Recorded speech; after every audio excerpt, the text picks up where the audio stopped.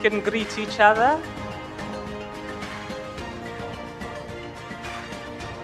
Please take your seats. Ready to commence our program.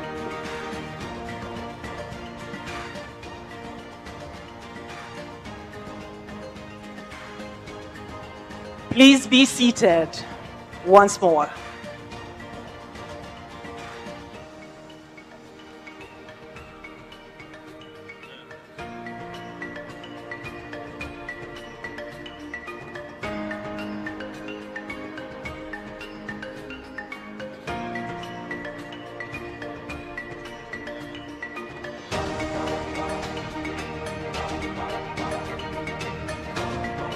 Raspen tuwe tayari.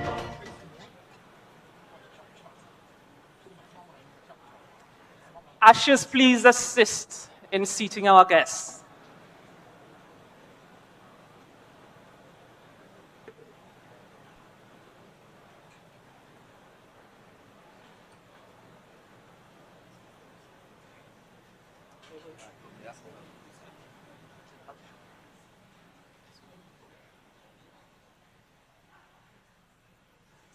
May we please have the ushers help to seat our guests? We need to commence now.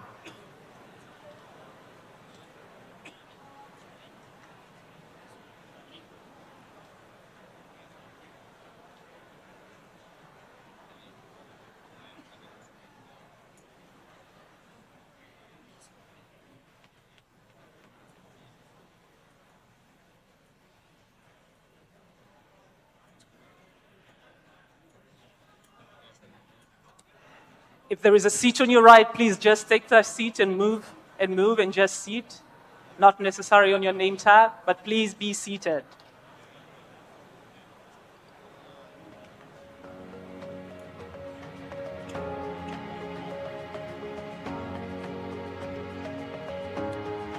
You do not have to sit where there is your name tag. Please be seated.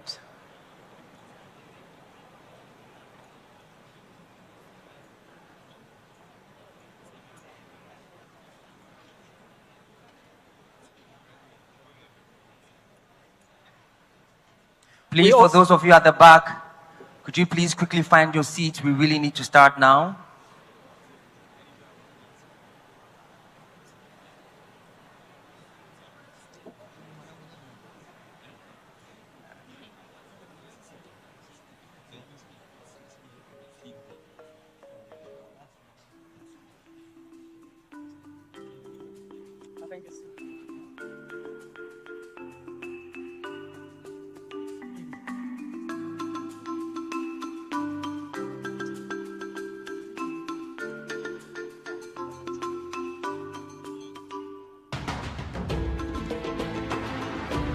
One more time, may we kindly ask you to occupy seats on this side. Please be seated. There are some seats on my left-hand side here. So if you don't find seats on the right, please make your way to the other side. And we have plenty of seats upstairs. Upstairs in the gallery as well.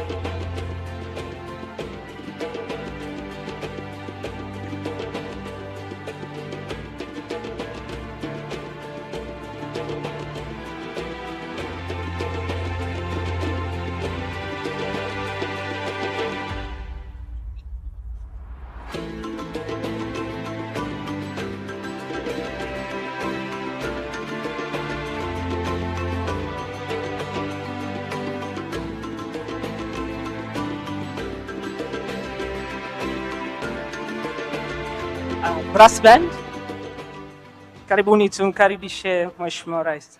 Ladies and gentlemen, may I kindly ask you all to rise.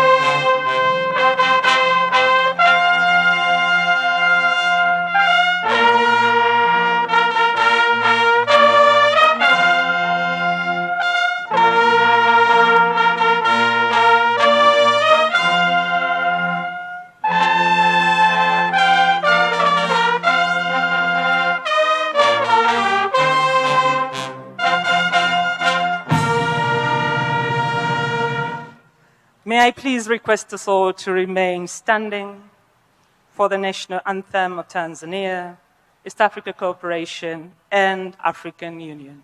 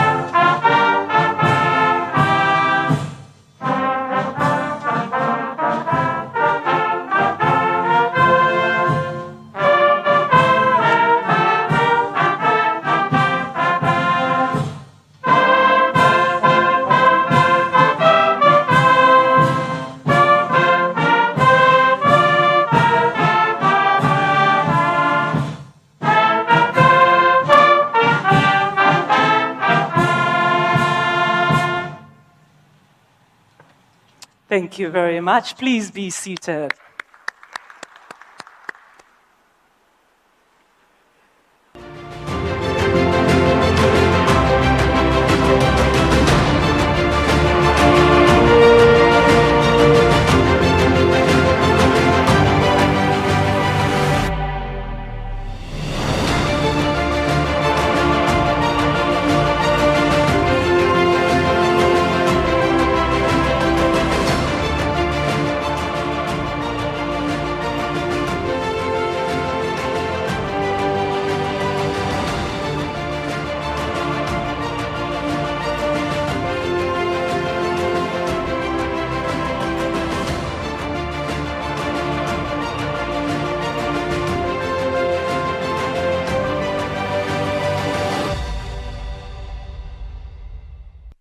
Your Excellency Dr. Samia Suluhu Hassan, the President of the United Republic of Tanzania, under whose high patronage we gather today. Your Excellency Professor Kithure Kindiki, Deputy President of the Republic of Kenya, representing His Excellence Dr. William Samoei Ruto, President of the Republic of Kenya. Your Excellency Dr. Jakaya Mrisho Kikwete, former President of the United Republic of Tanzania, and one of the founding presidents of Africa 50 in the AU Summit in 2013. Your Excellency Dr. Sidi Odita, President of African Development Bank Group and Chair of Board of Africa 50. Your Excellency Wamkele Mene, Secretary General of the Africa Continental Free Trade Area Secretariat. Honorable Clara Louveira, Minister of Finance of the Republic of Mozambique, representing his President, His Excellency Daniel Francisco Chapo, President of the Republic of Mozambique. Right Honorable Dr. Ekeripe Ekipo, Minister of State for Petroleum Resources, Gas, representing His Excellency Bola Ahmed Tinubu, President of the Federal Republic of Nigeria. Honorable Dr. Alhaj Abdurrahman Diouf, Minister of Energy and Petroleum, representing His Excellency Bassirou Diomaye Faye, President of the Republic of Senegal. We are equally honored to have Honorable Ambassador Khamis Musa Umar, Minister of Finance, United Republic of Tanzania, and other honorable ministers and deputy ministers here present. Mr. Alain Ebobise, Group Chief Executive Officer of Africa 50, distinguished government officials, members of the diplomatic corps, heads of African financial institutions and international organizations, our esteemed shareholders and board members of Africa 50, members of the private sector, ladies and gentlemen. Karibuni sana. Today, the 5th of August, 2026, and it is our great pleasure to welcome you to Dar es Salaam for the 2026 Intra for Africa Forum and Africa 50 General Shareholders Meeting. My name is Blandina Kilama with the Tanzania National Planning Commission, and I am privileged to co-moderate this forum together with my brother. My name is Nana Boachi Yadom from Africa 50. A round of applause for waking up this morning. This year, the Intra for Africa Forum and the Africa 50 Shareholders Meeting is rallying under the theme, a decade of economic impact for vision to delivery. And over the next 2 days, at this, our esteemed guests, ministers, development finance institutions, investors, infrastructure developers, and business leaders from across Africa and beyond will explore one defining question: how do we deliver infrastructure at the speed and scale Africa now requires? Serikali ya Jamhuri ya Muungano wa Tanzania ni mwenyeji wa Mkutano Mkuu wa Wanahisa wa taasisi ya Africa 50 pamoja na Jukwaa maalum la Miundombinu Afrika, likiwa na kauli mbiu miaka 10 ya mafanikio kutoka maono hadi utekelezaji. Taasisi ya Africa 50 ilianzishwa ili kurahisisha utekelezaji wa miundombinu ya kimkakati kupitia Umoja wa Afrika.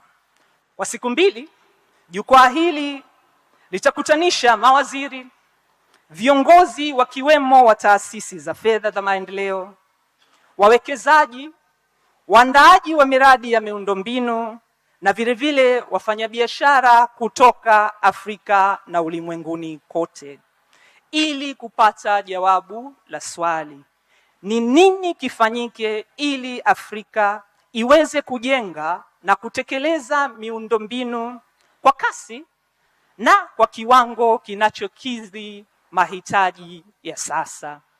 Indeed, picking up from what you said about doing this with speed and scale, one of the organizations that has been very instrumental in this is Africa 50. And over the last 10 years, I've been proud to say that we've been developing, de-risking, and delivering projects that are unlocking economic scale impact across the country. And therefore, Your Excellency, we are really, really honored. And thank you so much for welcoming us to celebrate this very important milestone here in the beautiful city of Dar es Salaam. So to set the stage for the celebration and 2 days of investment into African infrastructure, ladies and gentlemen, please help me welcome Ivy Quake.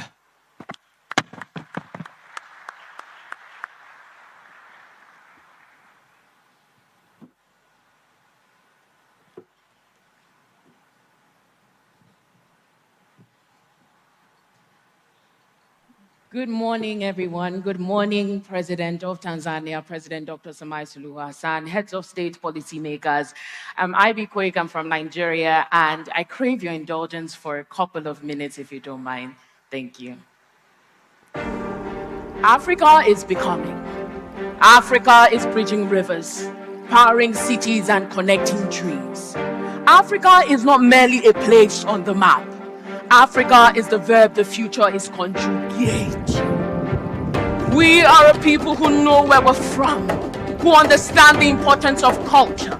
Our different dialects teach us that unity is in uniform, from Casablanca to Libreville to Dar es Salaam. It's the beauty of diversity, so we do not need to wear the same attire. And what I mean by that is we do not need to wrestle, only strive for umoja. Africa has been the why behind every Africa 50 decision for 10 years. And oh, there is proof. Footprint in 33 African countries, and Africa 50 is the conduit. Ask Egypt, where one of the world's largest solar parks has solar plants that teach darkness how to pack its bags.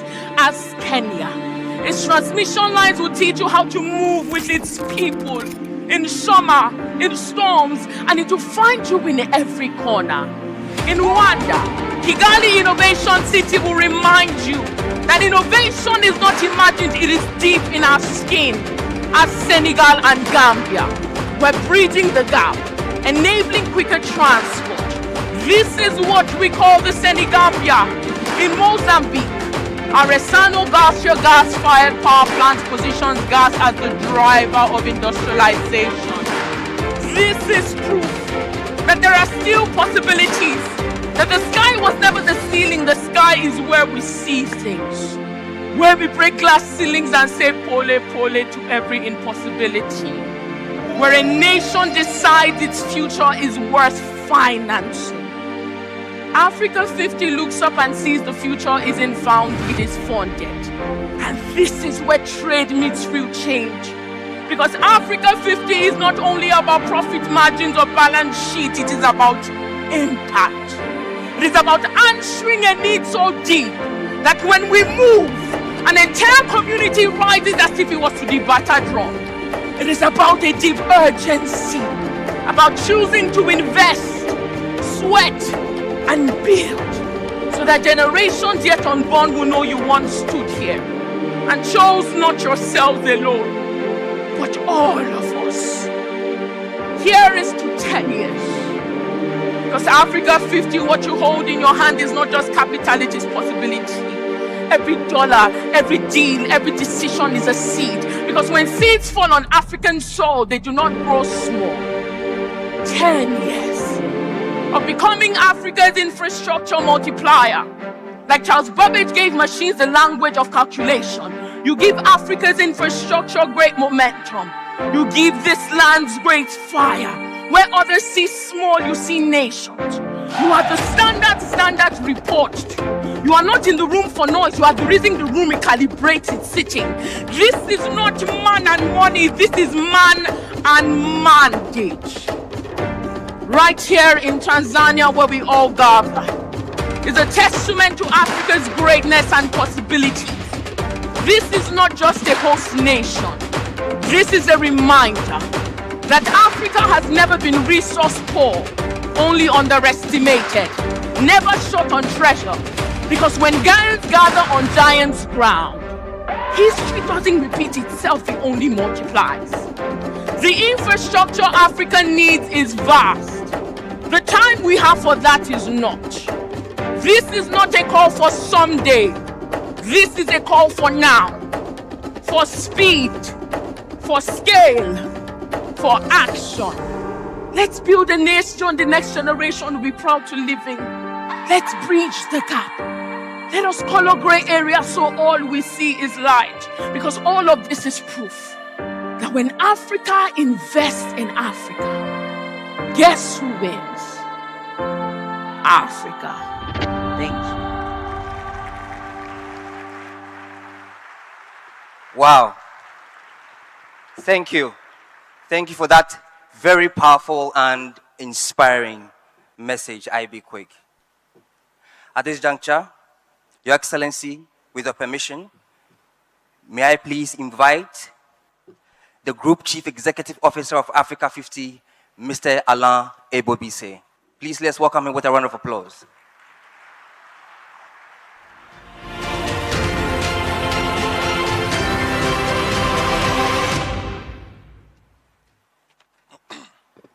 Thank you, Nana. Excellency Dr. Samia Suluhu Hassan, President of the United Republic of Tanzania, under whose high patronage we gather today. Excellency Professor Kithure Kindiki, Deputy President of the Republic of Kenya, representing His Excellency Dr. William Samoei Ruto, President of the Republic of Kenya. Excellency Dr. Jakaya Kikwete, former President of the United Republic of Tanzania, and one of the founding President of Africa 50 in the AU Summit 2013. Excellency Dr. Sidi Ulta, President of the African Development Bank Group and Chair of the Board of Directors of Africa 50. Excellency Wamkele Mele, Secretary General of the African Continental Free Trade Area Secretariat. Honorable Carla Louveira, Minister of Finance of the Republic of Mozambique, representing His Excellency Daniel Francisco Chapo, President of the Republic of Mozambique. Right Honorable Dr. Ekpi Rikpe Ekpo, Minister of State for Petroleum Resources, representing His Excellency Bola Ahmed Tinubu, President of the Federal Republic of Nigeria. Honorable Dr. El Haj Abdurrahman Diouf, Minister of Energy and Petroleum, representing His Excellency Bassirou Diomaye Faye, President of the Republic of Senegal. Honorable Ambassador Kamis Musa Omar, Minister of Finance of the United Republic of Tanzania, and other honorable ministers and deputy ministers here present, distinguished government officials, members of the Diplomatic Corps, head of African financial institutions and international organizations, our esteemed shareholders and board members of Africa 50, members of the private sector, ladies and gentlemen, good morning. Your Excellency, President Samia Suluhu Hassan, on behalf of the entire Africa 50 organization, please allow me to express our deep appreciation to you, to your government, and to the great people of the United Republic of Tanzania for the warm welcome extended to us and for your leadership and personal support that has made this gathering possible.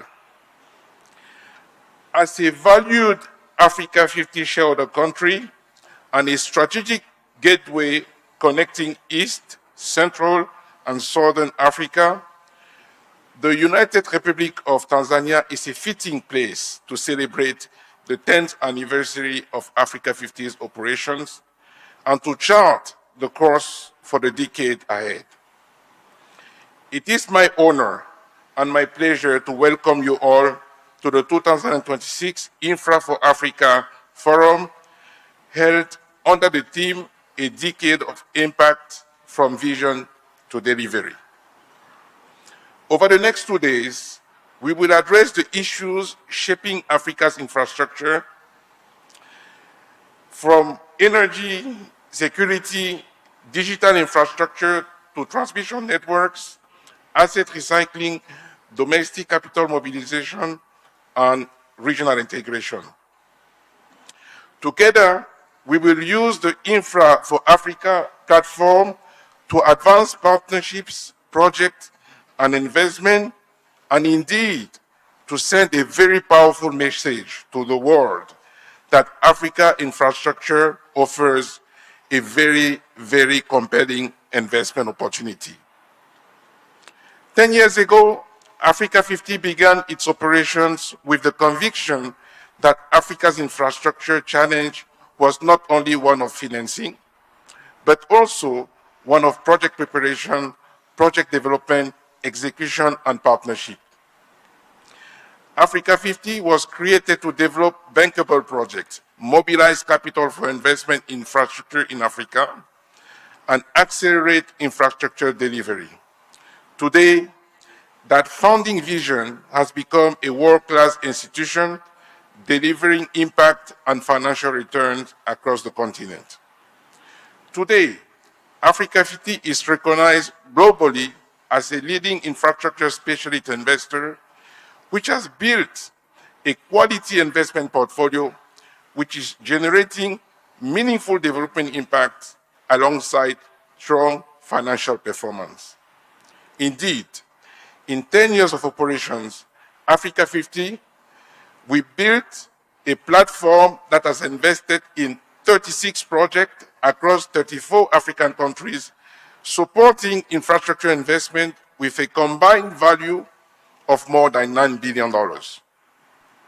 Today, Africa 50 is recognized as a superb investment platform that has pioneered several first-of-their-kind infrastructure transactions across Africa, including developing Africa's first greenfield independent power transmission and the first infrastructure asset recycling transaction on the continent. Today, Africa 50 is recognized for putting African capital at the core of its business model. Indeed, through our Africa 50 Infrastructure Acceleration Fund, we've mobilized $330 million from 26 institutional investors. 23 of them are African. This is the first time that this has been done. This is Africa's capital working for Africa's infrastructure while welcoming global capital. Today, Africa 50 is ready for scale. Having successfully built the platform, we are ready to take on the challenge of helping transform the infrastructure vision of our African leaders into actual bankable projects, attracting African and global capital at scale and delivering impact and return. Excellency, Madam President, dear stakeholders, we are ready. We are ready to take on this challenge. Now, Your Excellency, distinguished ladies and gentlemen, as we mark this milestone, I propose to take a moment to pay tribute to our founding shareholders, board members, partners, teams, and all those who helped build Africa 50. I would like to recognize 3 key leaders whose vision and commitment were instrumental in the institution creation, development, and positioning for the next phase of growth. Dr. Donald Kaberuka is here in this room.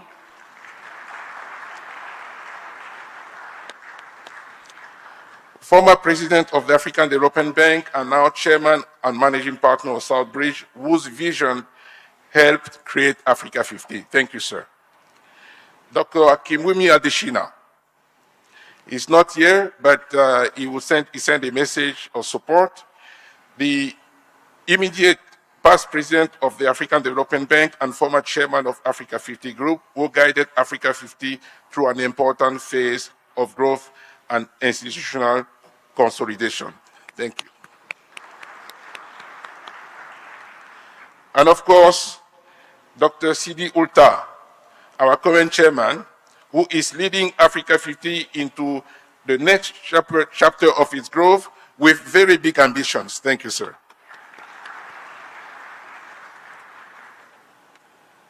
Of course, none of this would have been possible without the steadfast support and leadership of African countries and their leaders, who decided to create an African institution to tackle the continent's major infrastructure challenges. In this regard, allow me to pay a special tribute to Your Excellency President Samia Suluhu Hassan, who made the decision, I remember that, for Tanzania to become an Africa 50 shareholders, and whose confidence, Madam President, in Africa 50 and your continued support is very important to me personally and to our organization as we expand our impact across the continent. Thank you, Madam President.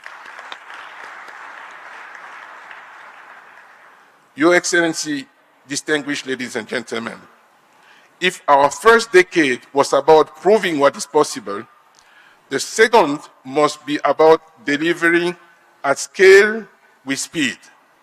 Africa infrastructure needs are vast and urgent.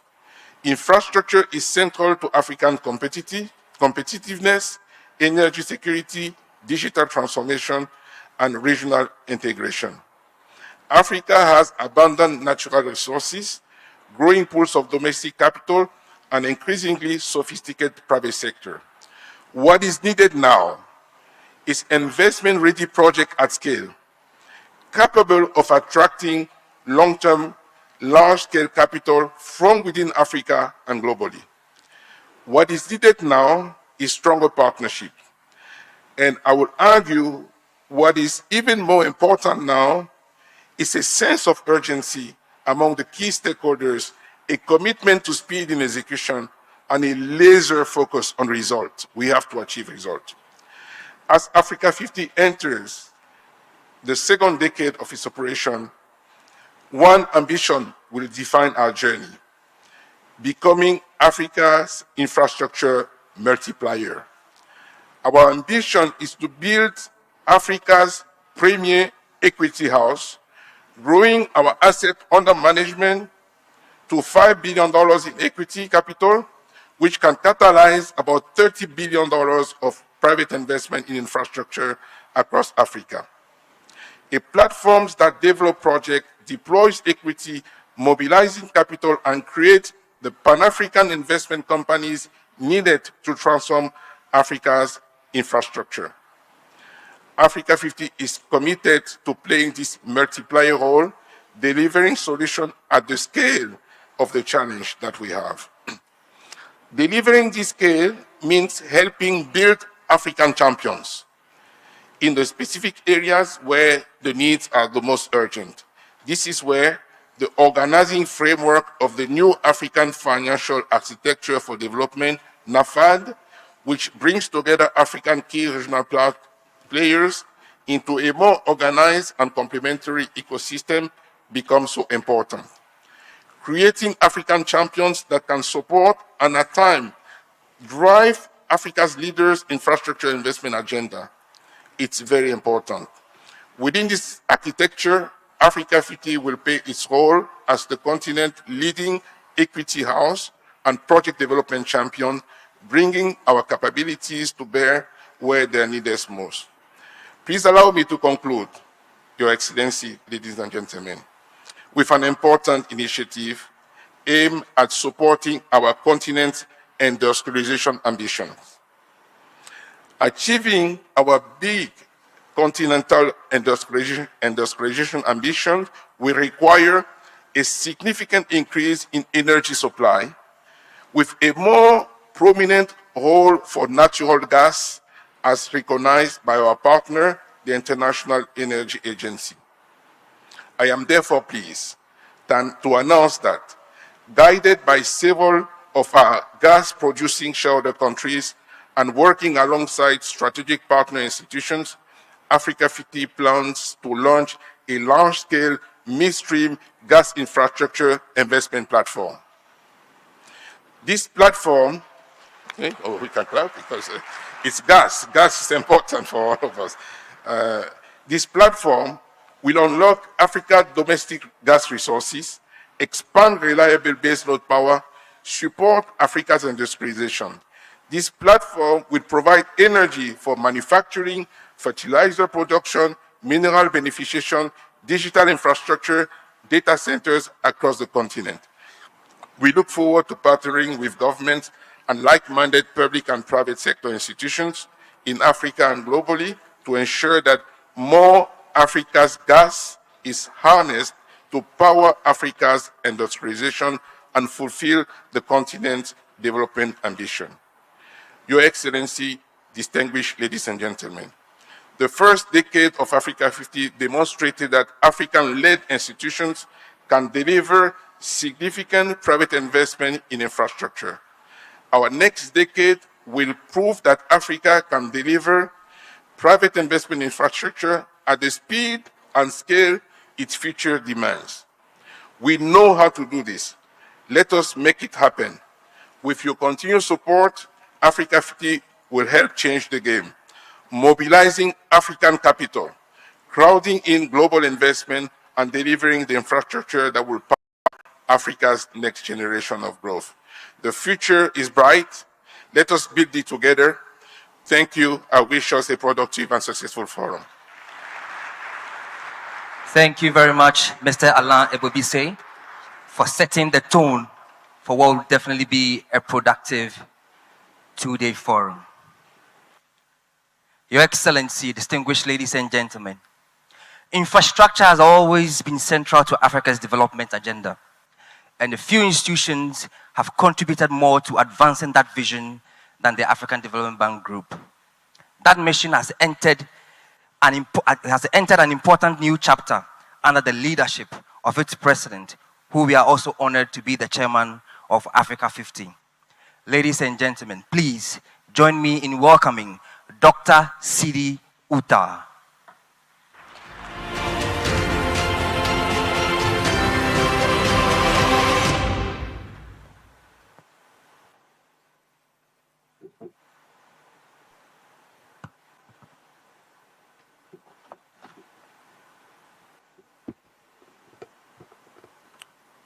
Your Excellency, Dr. Samia Suluhu Hassan, President of the United Republic of Tanzania, under whose high patronage we gather today, His Excellency Professor Kithure Kindiki, Deputy President of the Republic of Kenya, representing His Excellency Dr. William Ruto, President of the Republic of Kenya, His Excellency Jakaya Mrisho Kikwete, former President of the United Republic of Tanzania and one of the founding President of Africa 50 in AU Summit 2013. His Excellency Wamkele Mene, Secretary General of the African Continental Free Trade Area Secretariat, Honorable Carla Luvera, Minister of Finance of the Republic of Mozambique, representing His Excellency President Daniel Francisco Chapo, President of the Republic of Mozambique. Right Honorable Dr. Eperkipe Ekpo, Minister of State for Petroleum Resources, representing His Excellency President Bola Ahmed Tinubu, President of the Federal Republic of Nigeria. Honorable Dr. Elaji Abdurrahman Diouf, Minister of Energy and Petroleum, representing His Excellency Bassirou Diomaye Faye, President of the Republic of Senegal. Honorable Ambassador Khamis Musa Omar, Minister of Finance, United Republic of Tanzania, and other honorable ministers and deputy ministers here present. His Excellency Donald Kaberuka, former president of the African Development Bank and the father of Africa 50. Mr. Alain Ebobisse, Group Chief Executive Officer of Africa 50, distinguished government officials, member of the Diplomatic Corps, head of African financial institutions and international organizations, esteemed shareholders and board of Africa 50, member of the private sector, distinguished guests, ladies and gentlemen. Karibu. It is a great honor to join you here in Dar es Salaam for the opening of the Infra for Africa Forum 2026 and Africa General Shareholders Meeting. Allow me first to express our sincere appreciation to Your Excellency, the President of the United Republic of Tanzania, for graciously hosting us. We are deeply grateful for your leadership and for the warm hospitality extended to delegates from across Africa and beyond.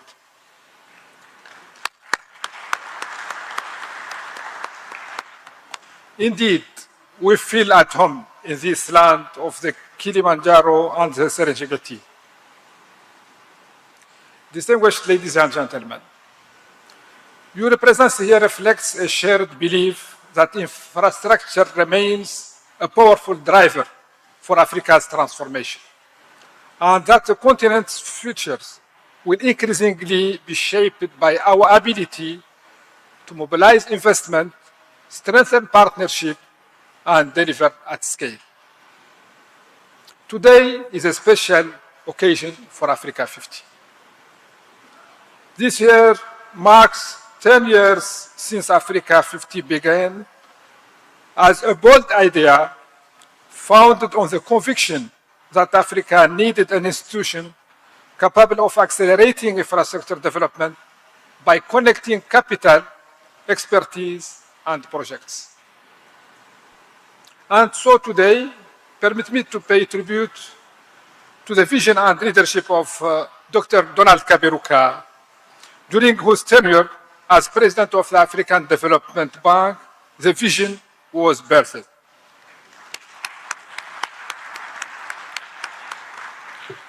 We thank you all,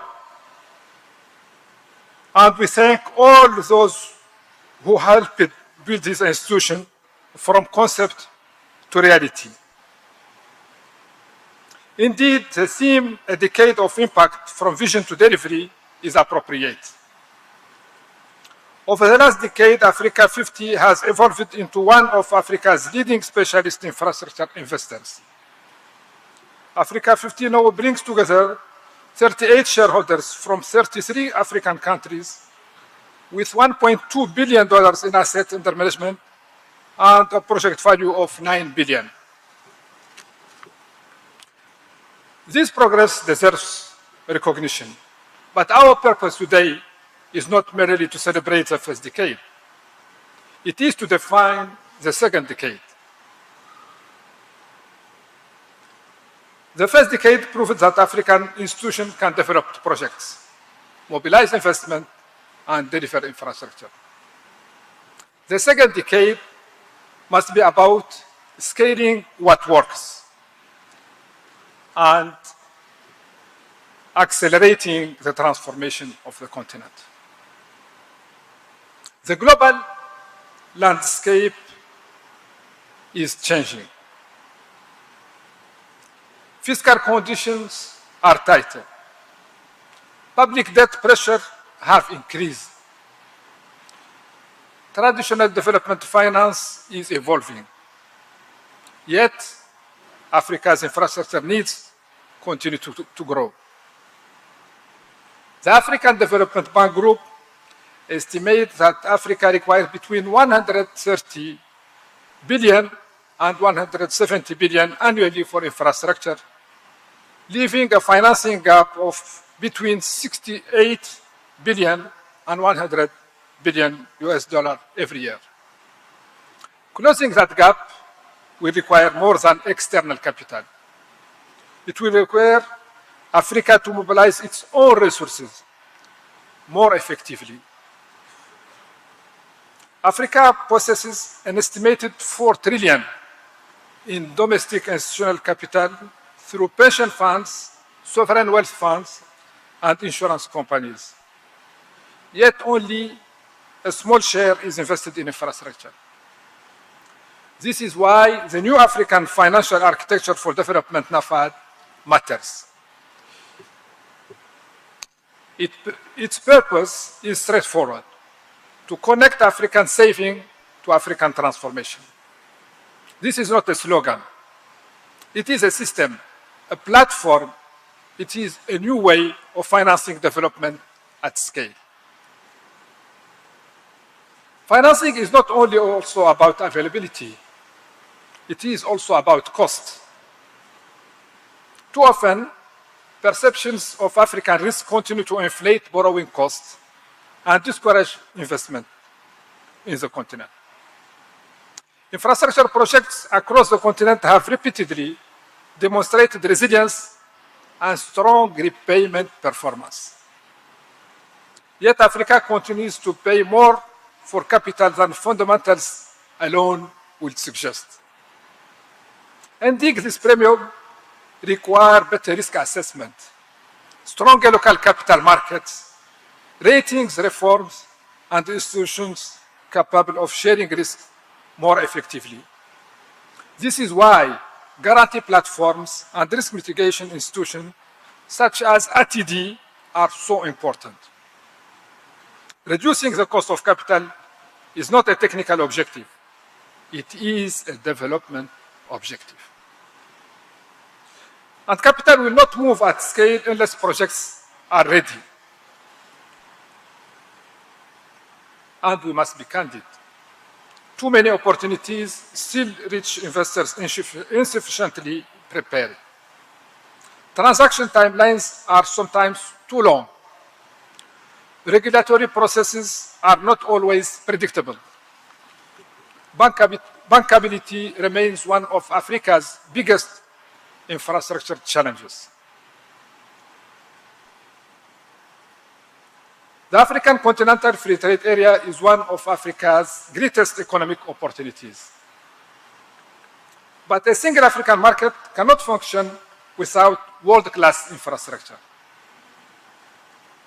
It requires energy, it requires transport corridors, it requires ports, it requires digital connectivity, and it requires skills.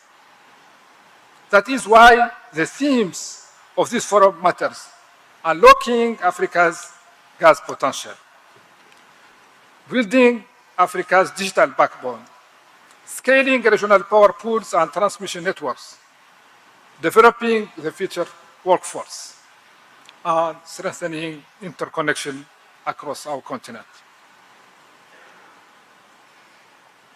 Africa's proven natural gas reserves amount to 7% of the world's stock. Managed wisely, these resources can help support industrialization, energy resilience, and long-term prosperity.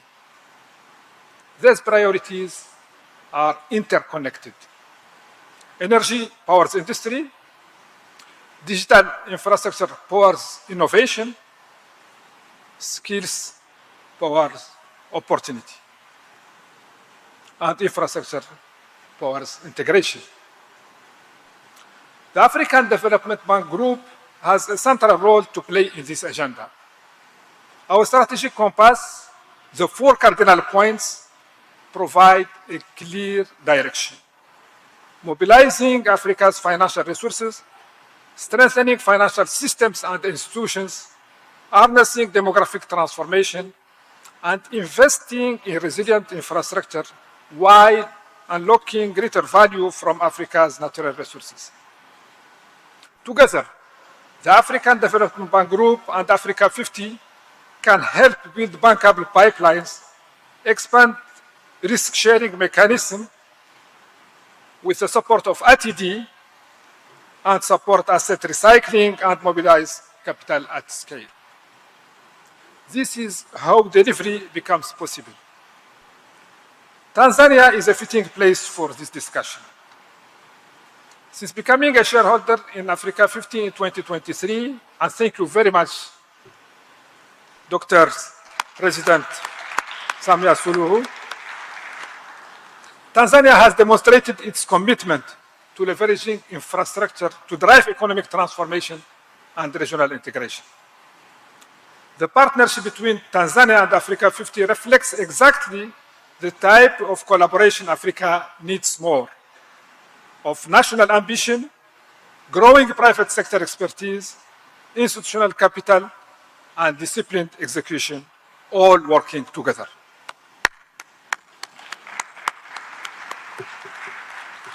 Ladies and gentlemen, the discussion we began today will culminate in the great debate where we will confront some of the most important questions facing our continent.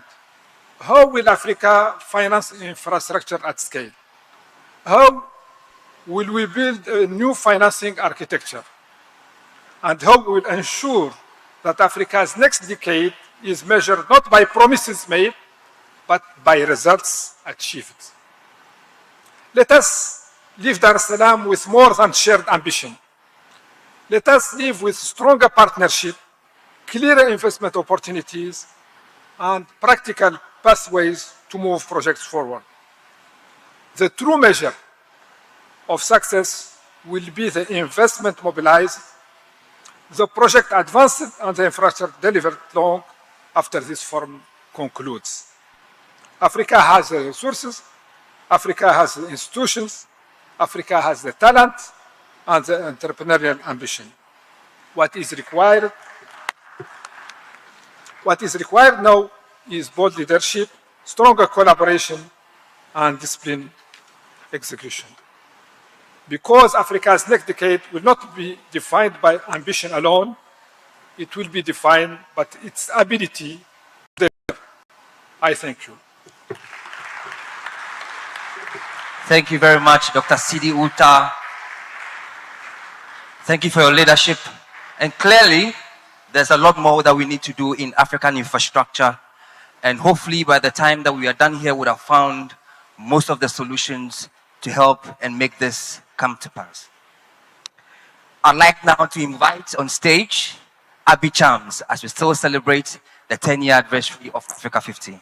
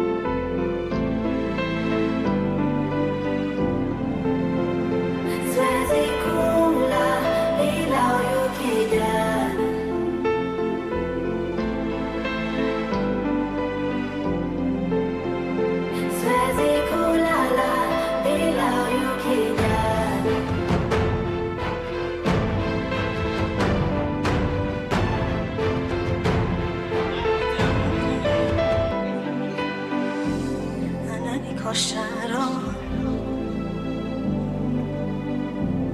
nanani kosharo nanani kuna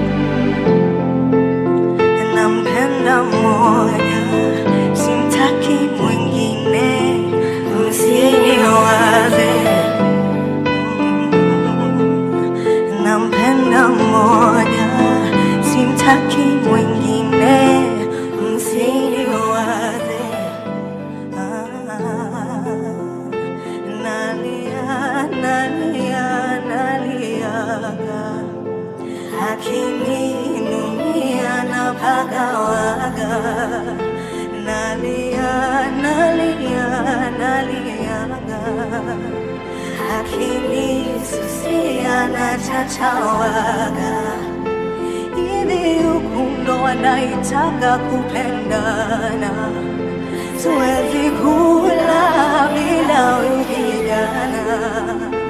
Hivi haya ndo mapenzi, siwezi kula bila ukijana.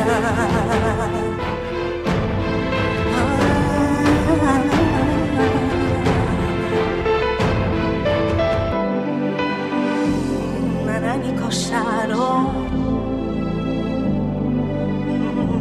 nanani kosharo anani kuna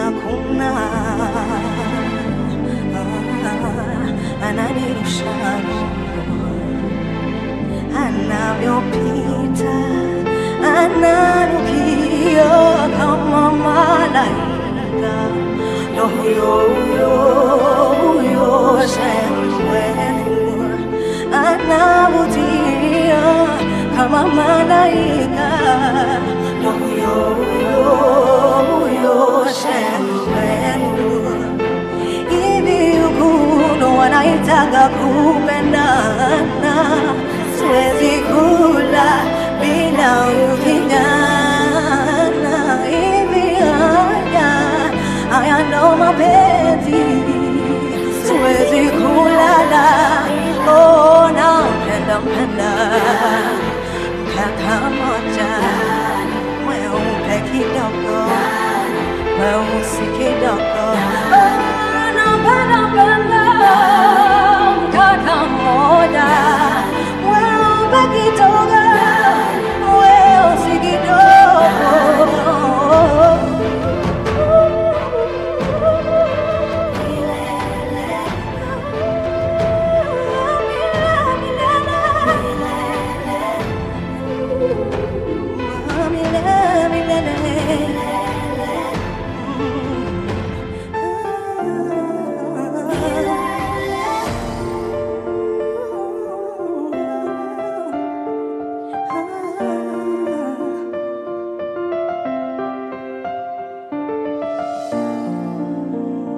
From the first day tulipokutana, moyo kadunda, macho yalipogongana, hapo tukapeana namba. Ukweli ulinivutia, sijajua zako tabia, na moyo ndo umenilia, ila nina imani una upendo. Ishi nami, baki nami, naima forever wewe nami. Mitihani, changamoto tuzishinde milele. Ishi nami, baki nami, naima forever wewe nami. Mitihani, changamoto tuzishinde milele. Penzi letu liweno, nakupenda. Penzi letu liweno, nakupenda.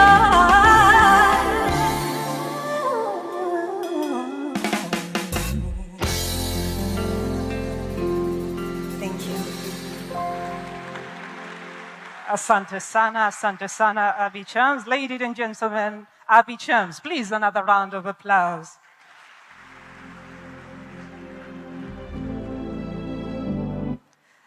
It is now my great honor to invite Honorable Ambassador Hamis Musa Omar, our Minister of Finance, to deliver his remarks.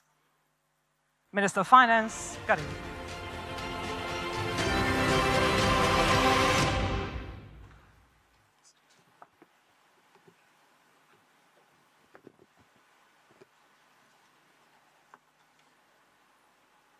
Haya ndiyo mapenzi ya miundombinu, bandari, barabara, viwanja vya ndege, mapenzi ya nchi zetu Tanzania, mapenzi ya bara letu Afrika. Jamhuri ya Muungano wa Tanzania, kazi na utu. Your Excellency Dr. Samia Suluhu Hassan, President of the United Republic of Tanzania, allow me to lean on the already established protocol, but perhaps I should also add recognition of the Chairman of the Standing Parliamentary Committee for the Budget, Honorable Mashimba Ndaki, and also our host, Honorable Albert Shalamila, the Regional Commissioner for Dar es Salaam. It is my distinct honor to welcome you all to the 2026 Infra for Africa Forum on the sidelines of the Africa 50 General Shareholders Meeting, which will be held here in Dar es Salaam tomorrow. Your Excellency, with your permission, and on behalf of the Ministry of Tanzania's Ministry of Finance, and on my capacity as the host governor of Africa 50, representing the United Republic of Tanzania, allow me to extend my warmest greetings to all the delegates who have traveled across Africa and beyond to participate in this important continental gathering. Their participation in these fora reflects our shared commitment to accelerating Africa's infrastructure transformation and strengthening partnerships that will shape the continent's future. I would also like to express our sincere appreciation to Africa 50 for selecting Tanzania to host this year's General Shareholders Meeting and Infra for Africa Forum, particularly as the institution marks its 10th anniversary.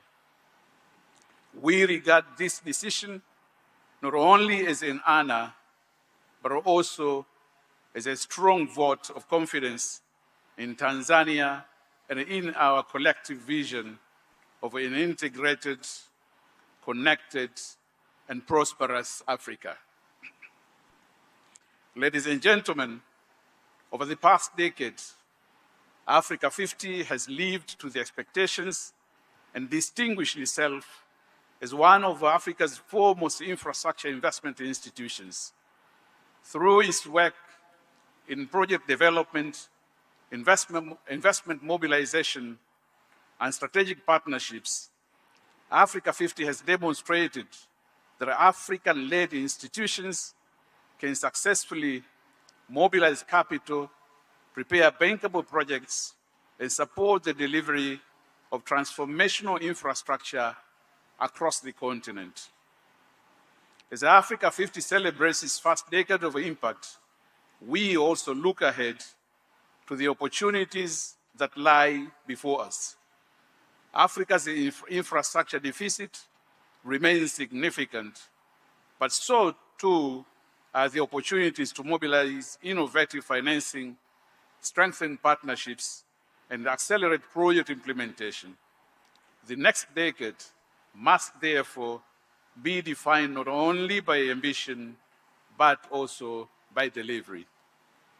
That's why the theme of this year's forum, a decade of economic impact from ambition to delivery, is therefore both timely and appropriate. It reminds us that sustainable development is achieved not simply through vision, but through effective collaboration among governments, development finance institutions, investors, and the private sector. It is these partnerships that transform ideas into bankable projects and projects into lasting economic opportunities for our people. Excellencies, ladies and gentlemen, for Tanzania, infrastructure development remains one of the key pillars of our national development agenda, the Vision 2050. We recognize that modern transport networks, reliable energy systems, digital connectivity, and efficient logistics hubs are essential to promoting industrialization, facilitating trade, and improving the livelihoods for our Wananchi.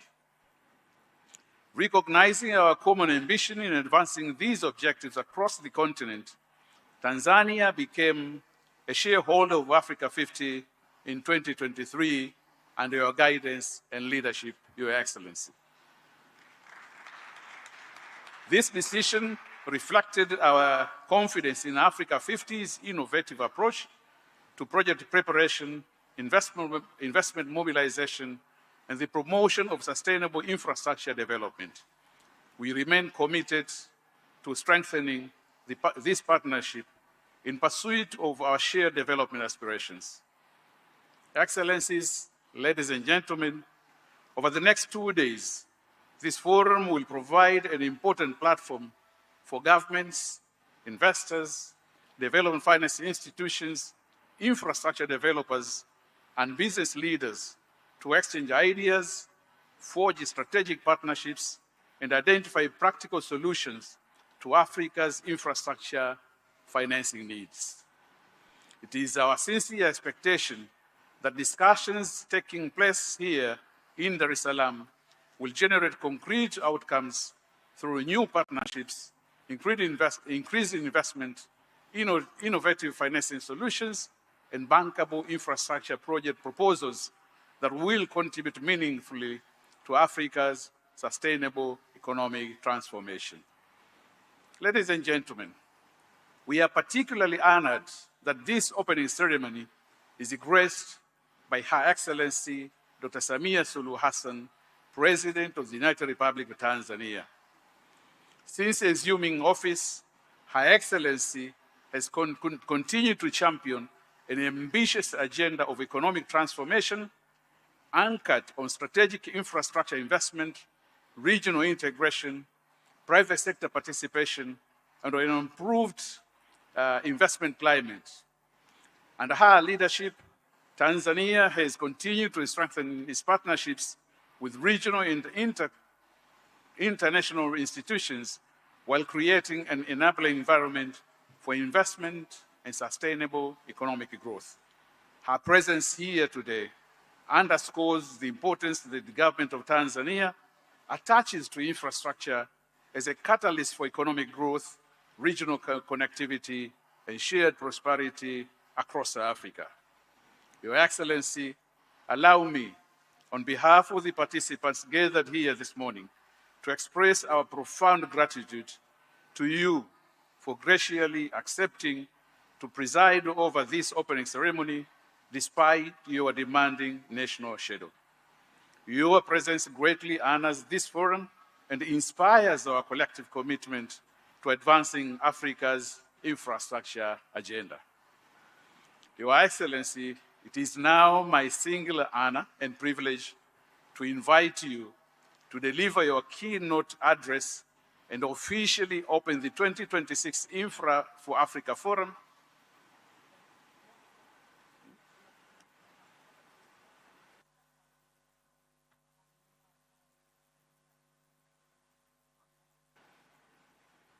I'm reminded that we can always make more adjustments on our programs. So, Your Excellency, it looks like we have one more item before we invite you. So, with your permission, please allow our MSCs to continue with the program. So please, take the floor. Parada, I thank you very much. Thank you very much, Minister for Finance, Ambassador Amis Musa Omar. After those great remarks, we will now move on, Your Excellency, with your permission, to a high-level dialogue. And in this particular dialogue, we are striving to highlight matters related to natural gas, in particular, the choices required to turn gas into financiable projects. And of course, also, we would also like to learn how we can have measurable domestic economic value. And to lead us in this dialogue, Your Excellency, allow me to call on the stage, first, His Excellency Wamkele Mene, Secretary General of the Africa Continental Free Trade Area. Please take your seat. Yes, from there. Thank you. Then we have Honorable Carla Lovera, Minister of Finance of the Republic of Mozambique.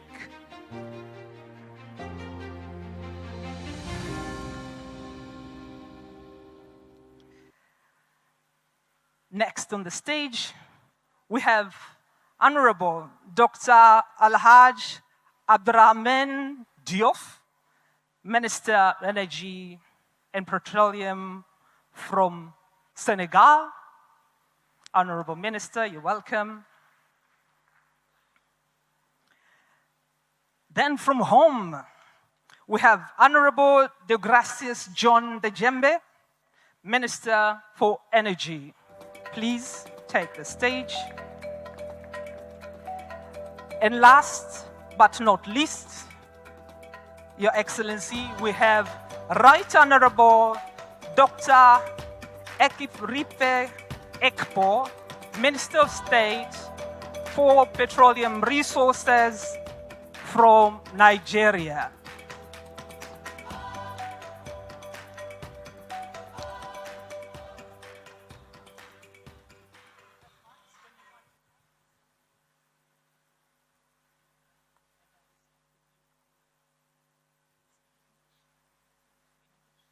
Okay. And I will start with her. The honor is all ours to have Carla from Mozambique, and she has informed me she will speak in English. Coming from Mozambique, you have vast resources. And I'm sure the audience in the room, when I introduced this high-level panel, I highlighted we will focus on natural resources. It will be good for you to highlight how should other gas-producing countries balance export revenue with reliable supply of domestic power and industry needs. Welcome. Thank you. I would like to start, first of all, on behalf of the President of the Republic of Mozambique, Daniel Francisco Chapo, by congratulating Her Excellency Dr. Samia Suluhu Hassan, the President of the Republic United of Tanzania, for convening this very important forum and also for inviting Mozambique to attend this forum, which I would like to thank you.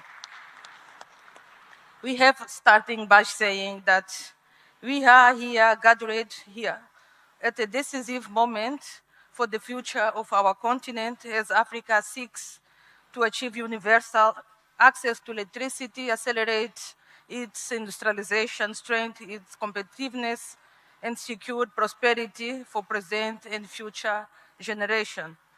And we would like to also start by highlighting the theme gathering for all of us in this particular forum, which is very relevant since decades. Africa has been recognized for its abundance of natural resource. Nevertheless, these resources have often been exported in their raw material, while the continent has continued to import high-value manufactured goods at considerable costs. And today, we have to inform that Africa accounts for only with 1.6% of industrial goods traded at global markets. And this pattern must to change. It's why we believe this forum is very important, since the true wealth of our resource lies not only in their extraction, but above all, in our capacity to add value, to create also jobs, develop skills, drive innovation, and achieve the structural transformation of our economy. Regarding the question particularly addressed to Mozambique, it is important to say that Mozambique energy sector, with its vast potential in renewable energy, natural gas, and critical minerals, represent one of the Mozambique's greatest opportunities available to accelerate industrialization. And what we did was to achieve three main objectives. The first of them is to find the right vision for Mozambique. The second is find the right finance source, blending finance. And the third, find the right mechanism of accountability, transparency, and based on that, we create our sovereign wealth fund. It is how we base all our process. On the vision, we must to say that was approved a master plan for electricity that covered the period of 2028-2045, and this plan is a very robust one, which identifies least cost priorities for generation, transmission, and distribution, including regional integration and energy exports to neighbor countries. But we also have an additional strategy, which is the strategy of transition energy strategy, which was approved in 2023. And this strategy recognized the natural gas as an essential transition fuel capable of supporting economic development and industrialization while enabling the rapid expansion of renewable energy. And we believe that this seeks Mozambique as a regional energy hub, promoting green energy industrialization and contributing as well for the global energy transition through the responsible use of the country's energy resource. We can see that based on this strategy was also defined the 4 pillars that we have to follow in order to ensure the green energy strategy and green energy transition that is based on development of modern energy system based on renewable energy, the green industrialization, the promotion of universal access of electricity by 2030, covering 100% of Mozambicans' population, and the last but not least, the promotion of low emissions mobility, which cover the electric mobility, the natural gas for vehicles, and biofuels. This is how the landscape is being designed. We also have on the line on the finance side, which is a blended finance comprising the bilateral, multilateral development partners, development agencies, the risk management entities as well, all are part of this process of finance, the energy sector in Mozambique. And we believe this is the right mechanism that we can put all together in order to push the development of the industrialization financed by the LNG sector. And the last but not least pillar is on the accountability and the transparency, where we create a very clear mechanism based on our sovereign wealth fund, which also was based on the very clear, we can say, the committee for supervision that was created by the parliament side. We also have the investment committee, which is reporting to the government side. And all of this is being based on the implementation of our sovereign wealth fund, which is based on the central bank, But based on the very clear fiscal rule that was approved by law, it is clear that 40% of the LNG revenues go to the fund and 60% is using to finance the budget for industrialization. So it's how we are organizing. Thank you very much. We see what Mozambique is doing. You were able to do that with a vision, and then you planned your finance, and towards the end, you say, with accountability, we are able to do that. Please, a round of applause to Honorable Claro. Allow me now to move to Nigeria. You also have abundance of resources. And the question I would like you to answer, your right honorable, is what are the lessons that we need to learn from the past with regards to exporting commodities at the expense of beneficiation and developing local value chain? And after you, we will welcome the minister from Senegal, and I understand he will be speaking in French.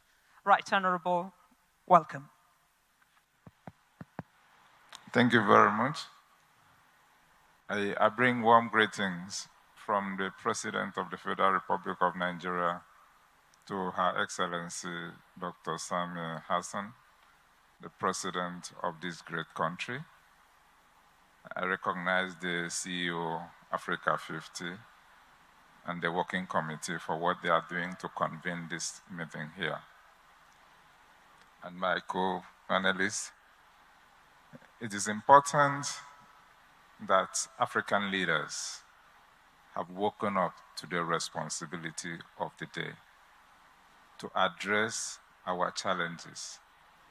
When you go out everywhere, they talk about energy poverty in Africa, because for the past number of years, we've been exporting our crude.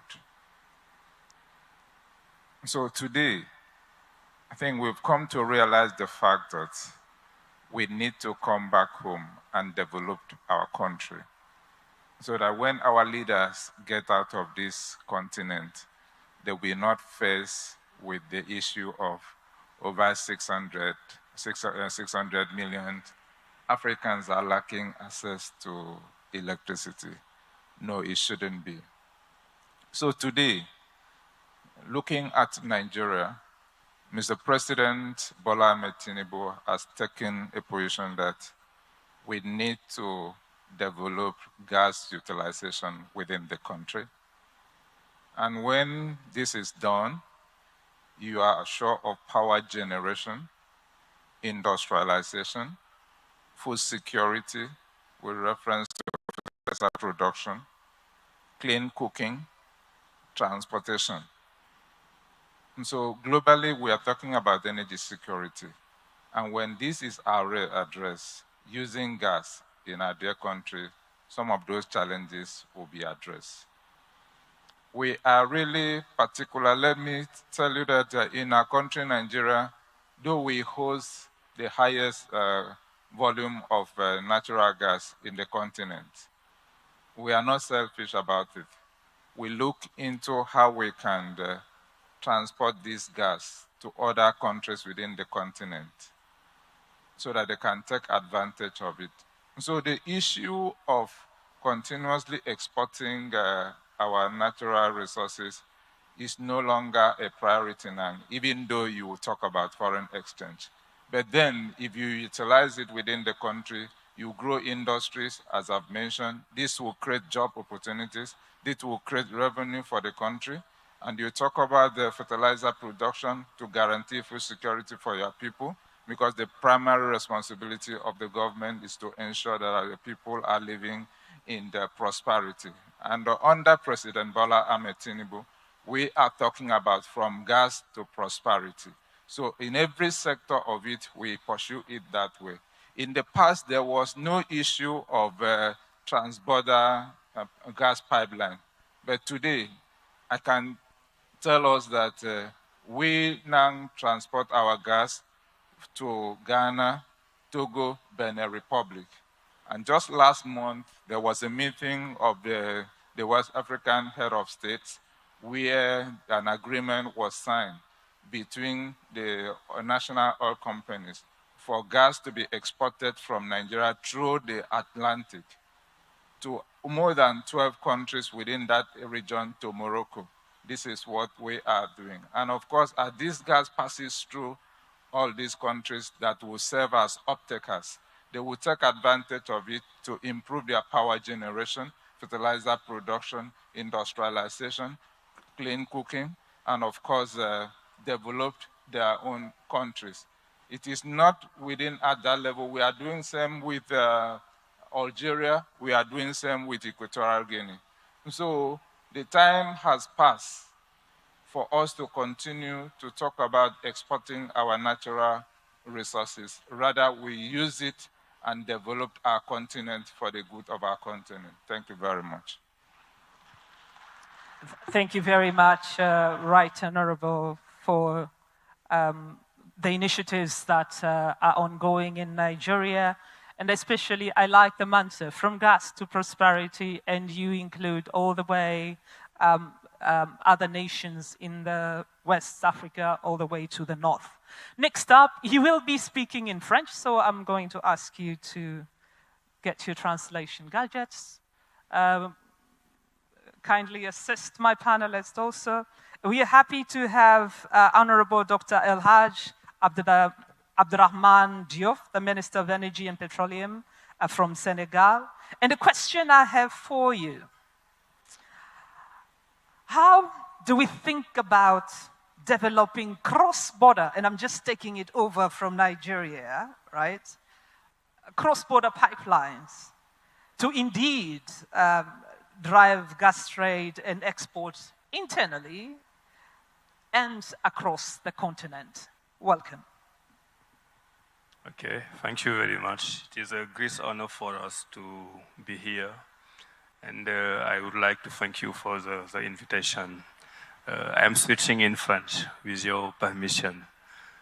C'est vraiment un grand honneur pour nous de venir ici en Tanzanie représenter le président du Sénégal, Bassirou Diomaye Diakhar Faye. Son Excellence, Madame Samia Hassan, je voudrais vous transmettre les salutations fraternelles du président Bassirou Diomaye Faye, qui avait voulu être ici personnellement pour répondre à votre invitation. Et c'est un conflit d'agenda qui a fait qu'il ne peut pas être ici aujourd'hui. Alors, par rapport à votre question, le Sénégal est un pays qui est devenu gazier très récemment. Nous avons eu notre first gaz en janvier 2025, donc c'est très récent. Mais ce qui est intéressant par rapport à votre connexion, à votre question sur l'interconnexion, c'est que nous avons un projet inédit en termes de montage. Nous avons le projet qu'on appelle le Grand Tortue Ahmeyim, GTA, que nous avons avec nos voisins de la Mauritanie. C'est l'occasion d'ailleurs de féliciter encore le président Sidi ici présent. Donc c'est un projet inédit parce que nous avons du gaz des deux côtés. Et là où ailleurs il y a eu des difficultés de partage, nos deux pays frères ont eu l'intelligence d'exploiter ce gisement entre eux. Donc du coup, il n'y a pas de conflit. Il y a naturellement des fois quelques contentieux avec les opérateurs, mais globalement, c'est un projet qui se passe bien. Mais globalement, en termes d'énergie et d'électrification au Sénégal, nous avons pratiquement les mêmes problèmes que les autres pays africains. Chaque année, nous augmentons la production, mais chaque année, notre population augmente, les besoins augmentent, et nous ne parvenons pas à nous sortir en termes d'industrialisation ou tout simplement en termes d'accès universel.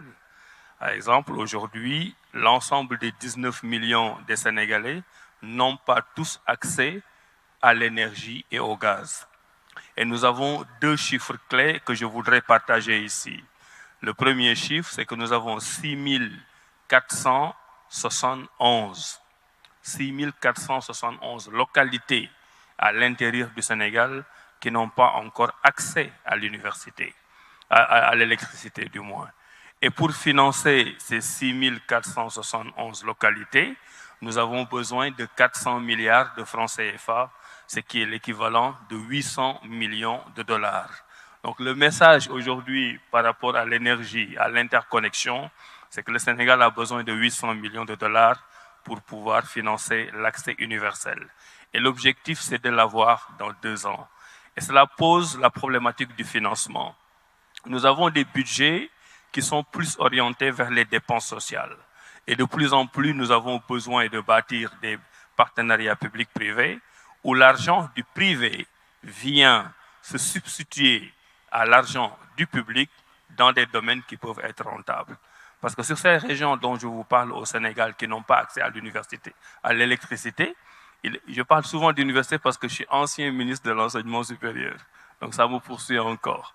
Et dans ces zones-là où on n'a pas accès à l'électricité, il n'y a que l'État qui peut faire des investissements qui ne sont pas rentables. Le privé ne va pas aller dans des zones qui ne sont pas rentables pour faire des investissements. C'est pour ça que nous devons trouver un équilibre entre le financement public et le financement privé pour pouvoir avoir accès à l'universel.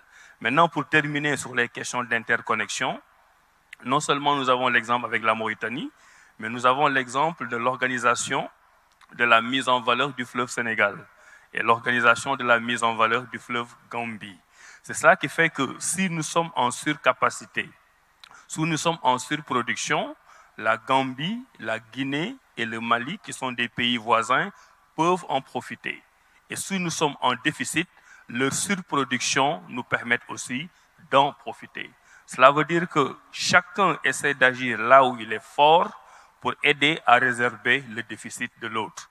Là où je voudrais terminer sur les questions de transition, c'est une question toujours difficile pour moi, parce qu'avant d'être le ministre de l'énergie et du pétrole, j'étais le ministre de l'environnement et de la transition écologique, et je me battais tous les jours avec le ministre du pétrole. Maintenant, c'est moi le ministre du pétrole et je dois trouver l'équilibre. Naturellement, dans nos pays, et c'est ma conclusion, on ne peut pas, comme certains pays développés qui ont déjà utilisé le fossile, quitter du jour au lendemain pour parler d'une économie propre. Chaque pays a son histoire. Et l'histoire de nos pays, c'est que nous avons des gaps de pauvreté à résorber.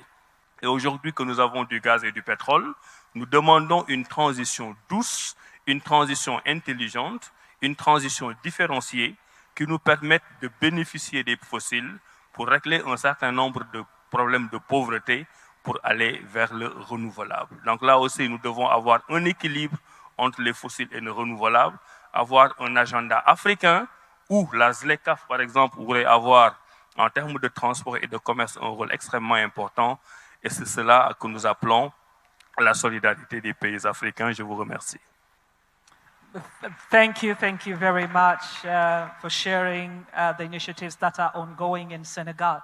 Before I come to His Excellency Wamkele, let me come home, yeah, in Tanzania. And I have a question for you. I think the audience would like to hear, how can gas-producing country like Tanzania develop affordable, all right, and commercially sustainable LPG framework that will really, really help move Africa's gas resource from better value chains and would allow to expand access to clean cooking? I think this is a question dear to Tanzania. Honorable Ndejembi, the floor is yours. Yes, first of all, thank you very much for this question. It is well stated that almost 2.1 billion people globally do not have access to clean cooking. And if you break down that number, about 1 billion out of that is from Africa. And from that 1 billion that is from Africa, with people without any clean cooking access, you will see that 85% of that is from sub-Saharan Africa. Well, therefore, it is safe to say that clean cooking is no longer a topic that would say needs to take time.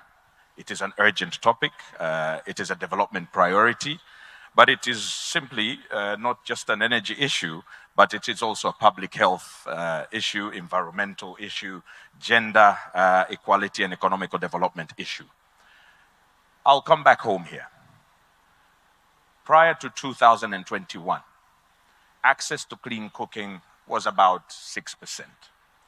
but under the steady stewardship of our president, Dr. Samia Suluhu Hassan. She championed it, she campaigned it, pushing access to clean cooking here in Tanzania. We have managed to move from 6% to about 28% today as we speak in 2026. And that has also increased our imports from about 290,000 metric tons per year to about 459,000 metric tons per year last year in 2025. So you see, we have made steps. However, by doing that, we still have created a bigger demand. Today here in Tanzania, 7 out of 10 households still use charcoal and other sources of energy for cooking. So there is still room for work. We have vast resources of gas in Africa, in Tanzania, but we should not treat that commodity as an export commodity only. We should also scale up the use of natural gas, LPG, here at home in Africa. And how do we do that? We do that by also connecting our countries. We have neighboring countries like Mozambique. From Madimba to where their plant is about 74 kilometers. We need to connect with ourselves so as we can provide greater access to clean energy across our regions, across our continent. We can have pipelines from Tanzania to Kenya, pipelines from Tanzania to Uganda, to Congo, and so forth. That will give us access to clean energy for our people and scale up access to LPG and CNG. But looking at the International Energy Agency, it estimates that under policy settings, around 75% of global population could still have access to clean cooking by the year 2030. But that needs political will. It needs an inclusion from the public sector, the private sector, and all other major stakeholders to help us achieve this. Thank you very much. Thank you very much, Honorable Minister. And I'm looking at His Excellency Wamkele.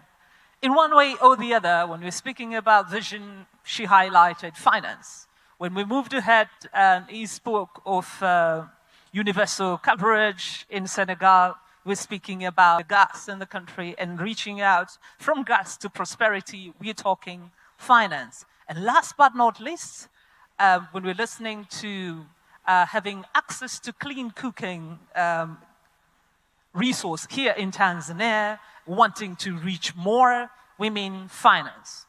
And you come from the Africa Continental Free Trade Area. A question for you, and I'm sure the audience would like to hear. How can you actually help Africa advance some of bigger projects? Because there is the appetite for that. And in particular, not only in gas, but then think about supplying clients regionally, okay, but also marking the use beyond the endowments that we've had. And also, importantly, have, like what we had from Nigeria, both energy security and also, like what we had from Tanzania, also contribute to cleaner cooking. Please, I'm sure the audience would like to hear that view from you. Thank you very much. First, let me appreciate our leaders that are here. Mama, Her Excellency, President Samia Suluhu Hassan, Vice President Kindiki of Kenya, former President Kikwete, ministers. It is really a pleasure for me to be back in Dar es Salaam. The remarks that the president of the bank made and that the CEO made are absolutely relevant in terms of us having to mobilize our own capital. I think the president said that Africa has over $3 trillion worth of domestic capital. and the CEO said that Africa's capital must work for Africa's investment. Now, in the current global context, the context of fiscal constraints, reduced overseas development assistance, our former partners that were directing capital towards the continent themselves are subjected to sovereign debt distress. So the global context is very constrained. So the question, therefore, is how do we mobilize domestic capital? African capital over $3 trillion that's available, channel it and direct it towards infrastructure projects on the continent. So I think this is a challenge. We've established the frameworks, they are there. President Kaberuka was instrumental and others in establishing Africa 50. It's functional. Over $9 billion worth of investments in infrastructure since its establishment. I believe the next challenge is how do we mobilize the domestic capital that we have? Of course, those partners that are willing to partner with us from outside of the continent, I'm sure they are most welcome. So today's discussion is very timely. The President's vision of the new Africa financial architecture is timely because it addresses this question, a very pertinent question of reduced and constrained capital flows into the continent for infrastructure development. The role of the AFCFTA is very simple. It is to enable scaling of infrastructure investments. So for example, here in Tanzania, the country produces over 170 million cubic meters of gas annually from Songo Songo and other places. We've heard Mozambique producing gas. We have also visited, by the way, last month in Angola, we visited a facility that will produce sufficient fertilizers to supply not only for, Amufet is the name, not only for Angola, but the region. However, with all of this investment and the capital that it will be directed to scaling, if we don't have harmonized rules for the exports of these fertilizers to happen, or the export of the gas to happen, we will not achieve our objectives. And so this is the first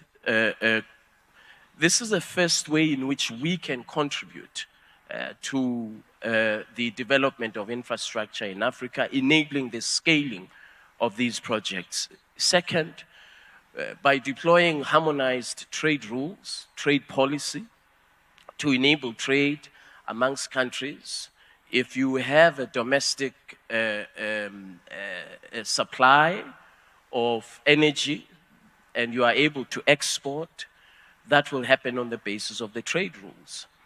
A market of 1.4 billion people with a combined GDP of $3.4 trillion is a very significant market, domestic market. But we have got to overcome the fragmentation that has happened for many years by creating a single market.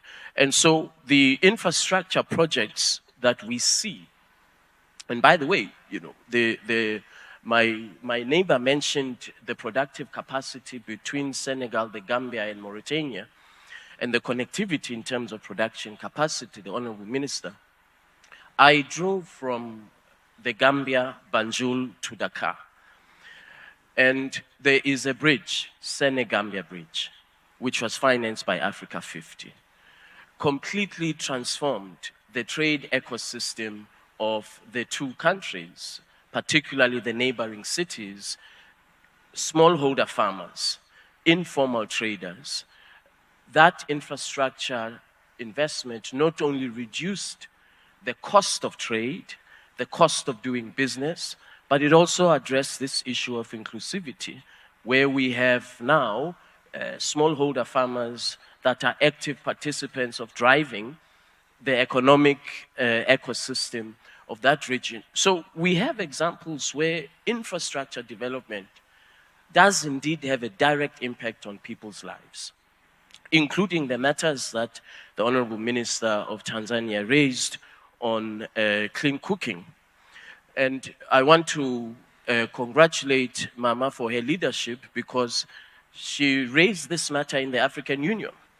It is now one of the projects of the African Union that the entire continent is focusing on through her leadership.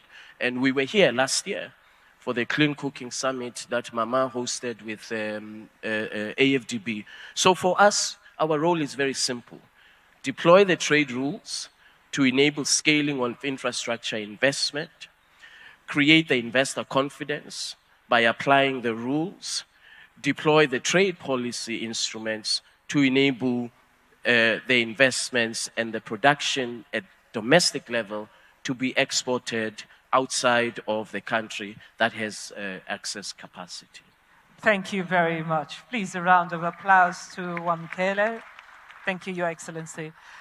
Now, 1 minute or less, preferably, I would like to hear from this high-level panel, by 2030, it's not very far, but it would be good to let the audience know, what is that one measurable outcome that would really demonstrate that we do have a gas strategy and we will really deliver that? I know most of you touched on it in one way or the other. One sentence. If you have that one sentence, that would be good. If you don't, it's also okay.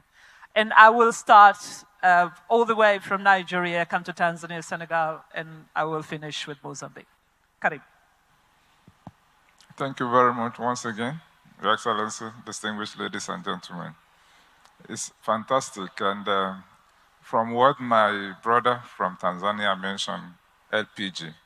In Nigeria, under the directive of Mr. President Bola Ahmed Tinubu, we are to move 5 million homes from utilization of charcoal and all those heavy emission sources to clean cooking by 2030.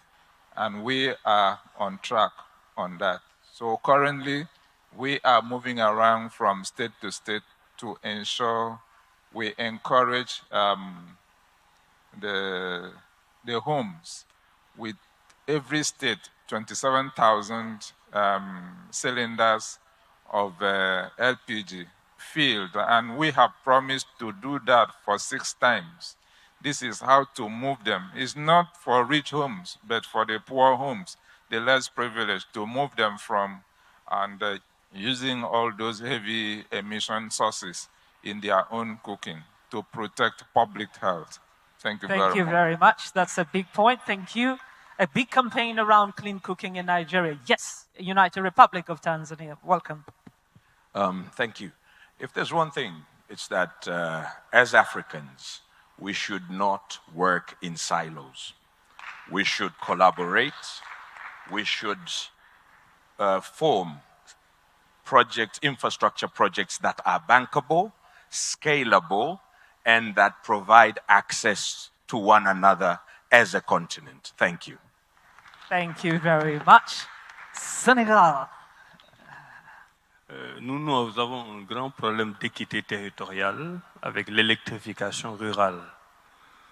Je disais qu'on a un grand problème d'équité territoriale avec l'électrification rurale.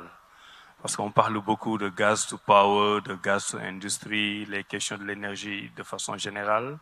Mais nous oublions toujours qu'il y a une population très travailleuse qui n'est pas dans les grandes villes, qui est loin de ces questions de développement et qu'on doit aussi aider à se développer. Et le dernier point, c'est que puisque nous sommes en train d'exploiter notre gaz, nous voyons qu'il y a un problème économique de différence de vue entre les majors, les opérateurs et nous. Tous les majors veulent exploiter notre gaz, faire du GNL et aller à l'exportation. Alors que notre véritable besoin, c'est d'avoir le gaz domestique pour la gestion de nos propres besoins.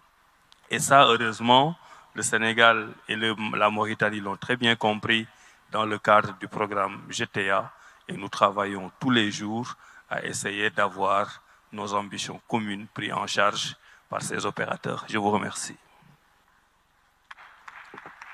Thank you very much. And I move to Wamkele, please. Well, thank you again. Well, I would say that let's set ourselves a target by 2035 of this in excess of $3 trillion of domestic capital that is in Africa. How much of that can we mobilize to direct towards our own infrastructure development? Given the current global context that I mentioned in the previous segment, let's set ourselves a target.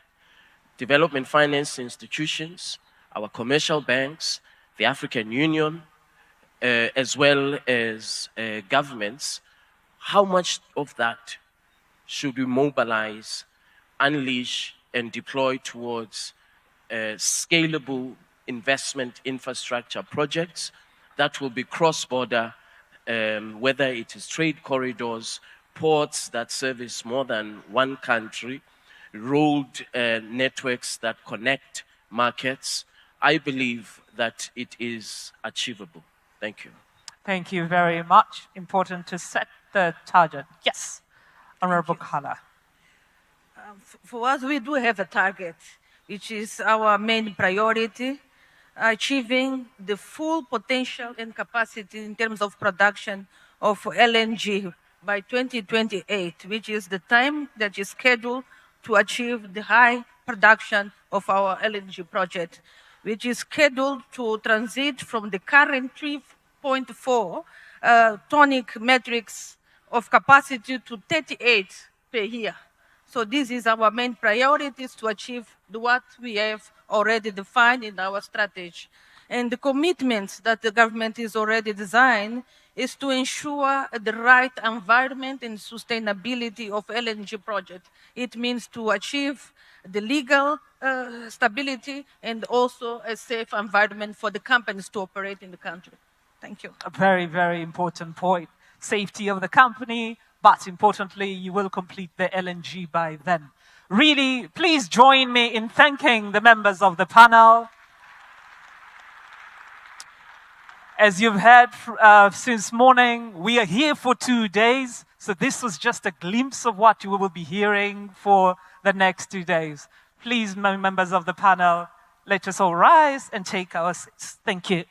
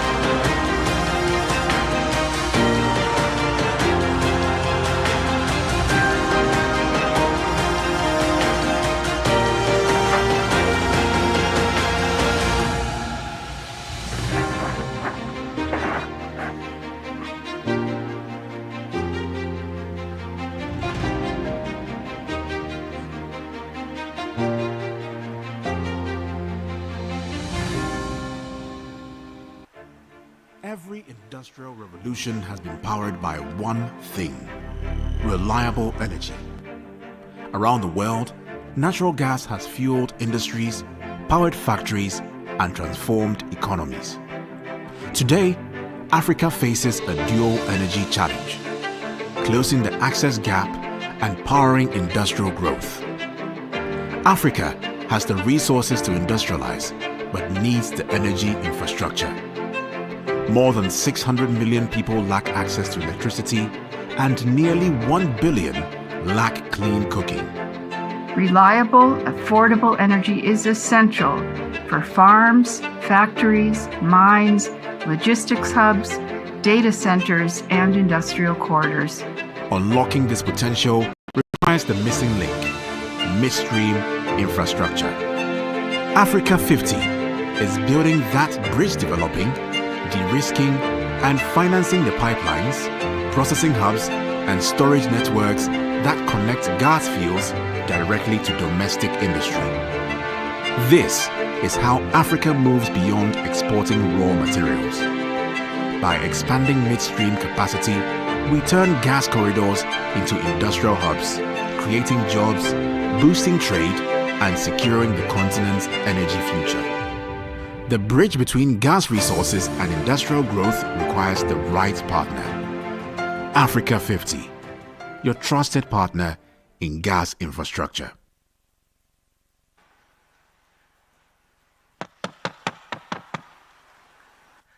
Your Excellency, with your permission, it is now my honor to invite Your Excellency Professor Kithure Kindiki, Deputy President, the Republic of Kenya, to deliver his remarks.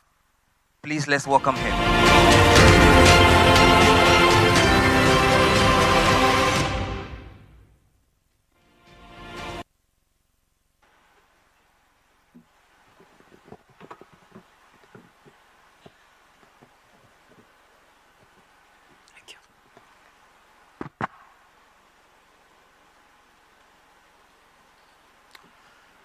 Mheshimiwa Dr. Samia Suluhu Hassan, Rais wa Muungano wa Jamhuri ya Muungano wa Tanzania, Excellencies President, Rais mstaafu Jakaya Kikwete, ndugu zangu wa Tanzania, na wasalimu hamjamboni, wengine shikamoo.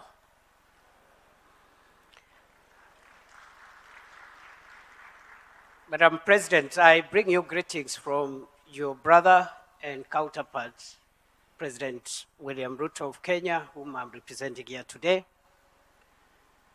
And I come here to do a very simple task. I've been asked to discuss Kenya's experience with large-scale energy infrastructure projects, the lessons we've learned. And I want to be as practical as I can because, as I have said again, mine is to give the perspective that perhaps we could share, even as I listen to the experiences of the other countries from what we've just listened this morning. Your Excellency, energy is key to our industrialization. Also, we need reliable, affordable energy, which is also accessible to as many of our citizens as possible. We therefore need a backbone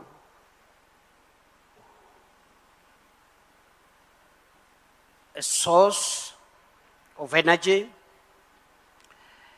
and enough infrastructure to convey that energy to reach people's homes and to power industries. I don't want to repeat the statistics that have been given about the potential, the energy potential in our continent, including potential on natural gas. We have adequate, significant stocks of natural gas spread across our continent from Nigeria, Senegal, Algeria, Mozambique, Tanzania, and many more other countries, I believe. But the challenge we have is how to provide major energy infrastructure projects, which normally take a lot of time, require a lot of technical expertise, and also are costly to be able to industrialize. Many scholars and policymakers have cited the fact that Africa's arable land, mineral wealth, including natural gas, a good population as drivers of Africa's future. The only thing I want to add, even as I go into energy projects, is that Africa needs to build confidence in itself. Africans, we must learn to have confidence in our continent and in our capability to do what others have been able to do. Therefore, Your Excellency, for us, we have picked a few things along the way.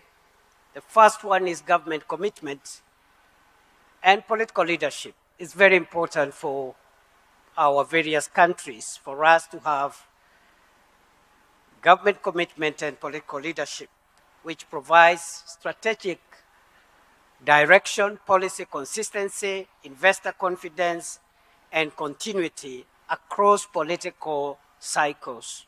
The biggest threat today to Africa's development is policy disruption, which is an unintended consequence of democracy. The movement from one administration to another, which is a good thing, because democracy is a good thing. But we must find ways of insulating our development agenda from democratic transitions so that we can have continuity. And that is the discussion we're having in Kenya, generally. We have heard what President Samia has done in Tanzania, what President Ruto is doing in Kenya, and I'm sure many of our countries, our leaders are doing their best. But how do we assure that what the projects and the programs and the policy framework in place today will be in place 20, 30, 40, 50 years, so that as we do these things, we are looking at taking Africa from where we are today into the first world, because it is possible. Others have done it, Africa can do it. But if we are going to have disruptions every time there's an election, every time there is a succession from one administration to another, then that is going to be a big bottleneck. So consistency, continuity, and stability is a very key enabler of these wonderful objectives around infrastructure. As we build a democratic Africa, we must build a wealthy Africa at the same time. And the two outcomes are not mutually exclusive. Number two, robust policy and regulatory framework, which provides predictability for investors, lenders, and developers, while ensuring environmental, technical, and consumer protection issues. That is a big lesson that we need to carry along, even as we develop these big transnational and long-term infrastructure projects, including energy projects. Number three, we need to develop technical capacity at the local level in our countries. This will reduce dependence on foreign expertise. It will lower project costs and build long-term national ownership of our projects. Number four, we need long-term integrated planning, as I have said in my opening sentence. The need for long-term integrated planning is to ensure investments are aligned to future demand, resource availability, and least cost development pathways. The next lesson that we have picked, number 6, is the need for innovative financing and risk mitigation mechanisms. The case has been made for mobilizing domestic resources, both in our countries, but also regionally. And I'm glad to see the president of the ADB group here and all the other institutions that are underwriting Africa's future in the financial and resource space. So we need to have innovative ways of mobilizing resources, both nationally and regionally, to be able to reduce investor risks, lower cost of capital, and enable implementation of capital-intensive projects. What we are doing in Kenya, we've just put in place the National Infrastructure Fund, where we are mobilizing resources from the stock market by selling off part of the stakes that government owns in government-owned entities, mobilizing and using that capital to crowd in private sector financing and bring on board financial institutions, pension funds, and everybody else, including the regional financial institutions, which are represented here today. So we must think innovatively on where to get money, because the traditional sources of capital and finance are changing for various reasons, which I don't want to delve into today. Number 7, and it is linked to number 6, is private sector participation, involving the private sector so that we can mobilize capital, but also technology, and create operational efficiency while reducing pressure on our public resources that we have by collecting taxes from citizens. The next lesson we have learned is around community engagement and benefit sharing, lesson number 8. There is need to have the people of Africa move with us. It is not enough to build roads and railways and ports and harbors and gas pipelines. It's important for us to carry the people of Africa for whom we work to go with us and to reason and travel with us the journey.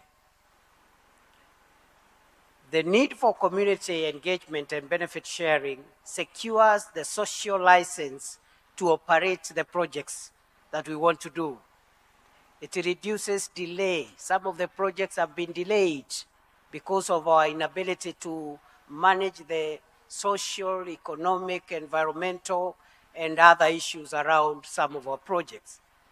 You end up with delays, you end up with court cases, litigation, conflicts, and this affects project sustainability. We have also learned about effective contract and project management to prevent cost overruns, delays, disputes, while at the same time ensuring quality project delivery. The next lesson, number 10, is environmental and social safeguards, I think which is already I've alluded to ensure sustainability and improve access to financing,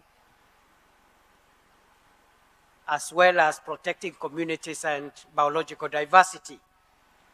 We have also learned about the power of regional trade and cross-border infrastructure, which has been alluded to by some of the previous speakers. And we need to organize ourselves. In this space around LNG, for example, the pipeline from Mozambique, Tanzania, I see no reason why it should not extend to Kenya, up the coast, and it can go to the other directions as well, so that we can share not only we can share in the economies of scale and be able to leverage on our various strengths. Your Excellency, therefore, the matter before us is how can Africa build energy infrastructure, including LNG infrastructure, at a scale and pace which is commensurate with our state of development today and where we want to go tomorrow. And therefore, we have a dual responsibility of making sure that we provide access to reliable, affordable energy, while at the same time having low emissions in terms of environmental protection. It is therefore possible to utilize the significant resources that Africa has, including LNG resources, if we collaborate with one another. Just to give an example of the power evacuation program that we are running between Ethiopia, Kenya, and Tanzania, which has a capacity of evacuating 2,000 megawatts, but at the moment is evacuating 800 megawatts of power from Ethiopia, 700 megawatts into Kenya, 100 megawatts into Tanzania. And I think those are some of the areas which we need to work on and expand, because the capacity is there and the physical infrastructure is already in place.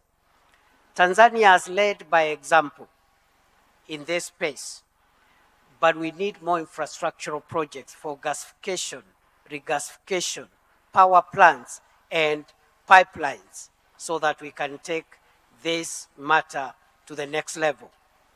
Your Excellency, once more, let me summarize my address in simple terms, because sometimes we complicate what we want to say with a lot of English. The future of this subject matter and the future of our continent lies on how we handle 5 things. Number 1, the people.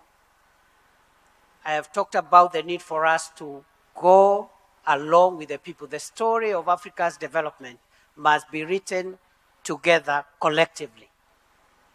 And that's why it is important that the discourse we're having around development must be sensitized to communities, to the citizens, to make sure that we are all aligned. We must, for example, let me give this example. Many African countries are struggling with the politics of identity, especially subnational identities. Luckily, Tanzania largely does not fall under that category. Kenya does. And if you look at our constitutional order in many of our countries, there is need for identity. There is need for democratic space and expression and identity. But there is also, increasingly going forward, the need for African leadership to pursue not just the politics of identity. In fact, we should overcome the politics of subnational identity and promote more the politics of interests and wealth creation. We must work towards making our people rich, wealthy, prosperous across the board, even as we build democratic entities, build on our subnational identities. But that's just one example. But the point I'm saying is that we must carry the people along, young people, women, rural people, urban poor, and everyone. Number 2, technology. The mega projects that we want to do, technology is at the center. And we cannot continue relying on foreign technology or foreign sources of technology. The issue of technology transfer is central in this matrix. Number 3 is the issue of partnerships, especially between the public and private sector, to provide resources, not just financial resources, but also blend the human resources from public and private sector to give us the outcomes we require. Number 4, it is governance. Governance. I think part of it has been spoken to. This area about energy, resources, and natural resources require better governance so that we can be able to attract investments, build the confidence of investors, and secure the wealth of our people. Finally, it is the issue of political stability. We can build the best roads, the best airports, the best railways, the best seaports, but without long-term political stability, all that can be washed away. And therefore, we need to invest in strategic security, not just for our countries, but for our region as a whole. Because any instability anywhere in Africa is instability in our own countries. We have seen how the 1980s, 90s have looked like. And with the developing geopolitical changes, we must be able to invest in long-term political stability and strategic security for our countries, for our region, so that we can underwrite the future of our continent, because all these infrastructure projects, if our continent, our countries are not secure, can be washed away overnight. Thank you, and it's a pleasure for me to address you. Thank you very much. Thank you very much, Your Excellency, and thank you for the nuggets of wisdom that you've shared. We really appreciate it. Thank you so much. Your Excellency, ladies and gentlemen, one of the defining features of the Infra for Africa Forum is that apart from the conversations that move or unlock funding into infrastructure, it's also a platform for action. We have signings that we are going to do that are actually coming out of some of the things that we've already spoken about, including gas. And I'm also proud to say that, Your Excellency, 3 out of those 5 are related to Tanzania. So we are going to start with the very first signing, which is between Africa 50 and the Tanzania Ministry of Health. And this is an agreement for the expansion of access to dialysis and renal care across Tanzania. Please help me to welcome here Dr. Grace Magemba, Permanent Secretary, Ministry of Health, United Republic of Tanzania. I'll also invite Mr. Jalal Kinji, Chief Executive Officer of the Africa 50 Principal Investment Fund. This is actually very important for Tanzania because it can help extend life-saving specialist care to more patients with kidney diseases, strengthen the capacity of the public health system, and also advance the country's commitment to universal health care coverage. Aja, my colleague, will help us to run through this.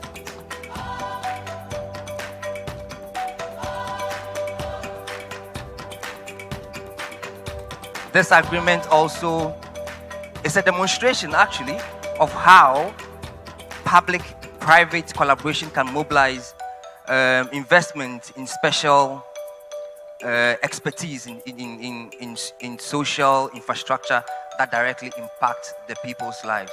So this is very, very important.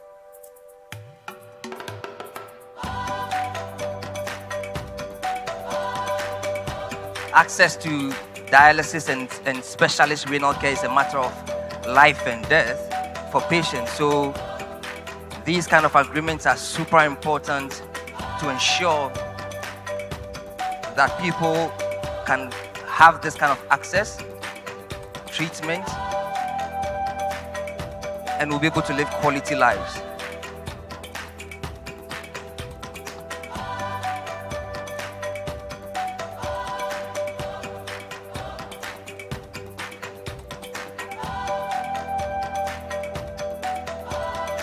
We'll now ask them to exchange.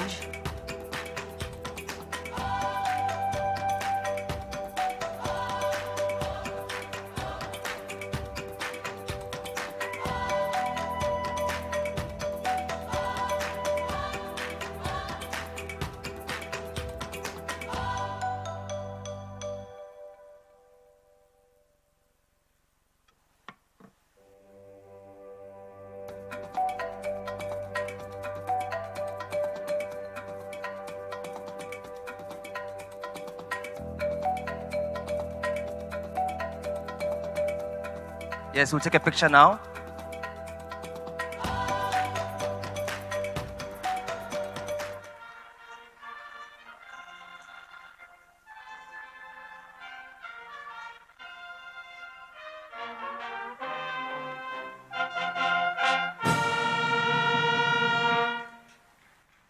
Thank you very much. The second signing is an agreement between Africa 50 and the Tanzania Electricity Supply Company, TANESCO. And this will be to formalize a partnership between the two organizations for the implementation of electricity transmission PPPs in Tanzania. May I please invite up here the signatories for this particular signing. Remember that Africa 50 led the first ever PPP transmission line signing in Kenya. And as we promised, we are going to scale and take it across other African countries as well. May I please invite the signatories to come up?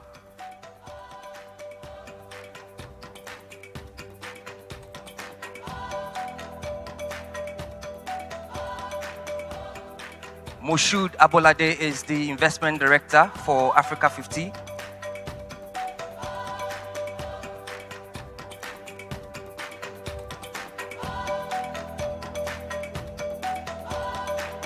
We have the acting managing director for TANESCO, Engineer Timothy Imgaya.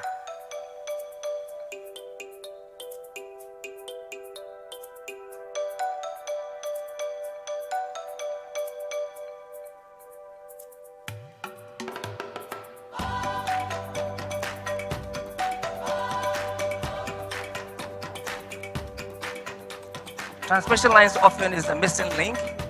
After generation, if we need power to power our industries, we need to now connect that power to where it's needed most. So this project is really, really important. And we are proud to say that now we're moving to Tanzania for this very, very important project after Kenya. And more African countries will also benefit from Africa 50's expertise in transmission lines PPP.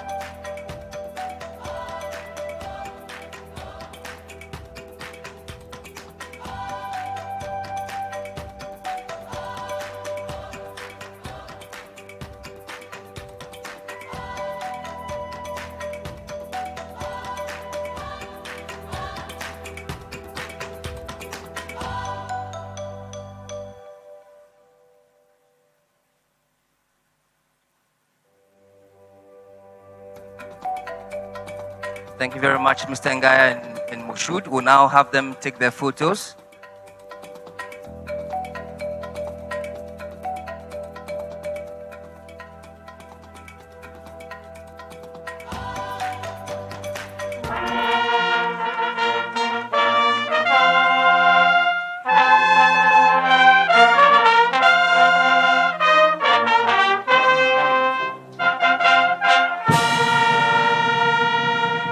Thank you. I'm pleased to say that the third one is also related to Tanzania, and this is the Tanzania LNG project signing. Today, Africa 50, Tanzania Petroleum Development Corporation, and Taka Arabia are signing this agreement to develop a pilot project that will supply Tanzania's natural gas to industries across the country. You've heard a lot about gas today and how it's so important to unlock industrialization in Africa. So please, may I invite the signatories for this particular signing as well. Anas Sufi from Africa 50, Executive Director. May I also invite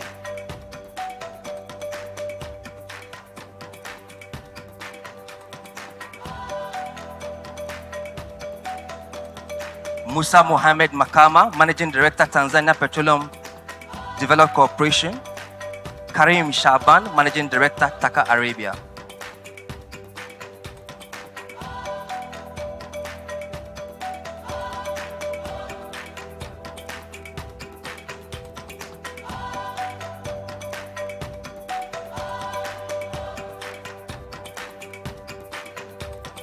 Again, this project is very, very important because it's going to help Tanzania use more of its domestic gas power local industries, and then also strengthen energy security and reduce reliance on imported fuels.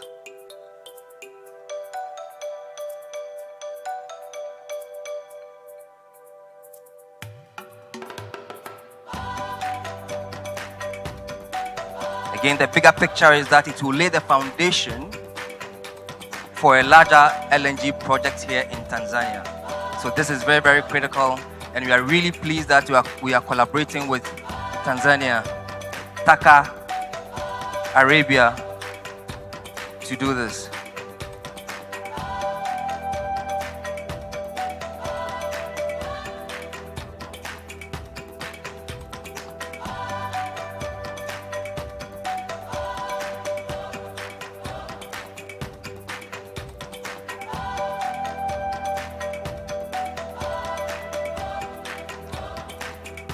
Africa 50, as always, will bring its project development expertise to this project.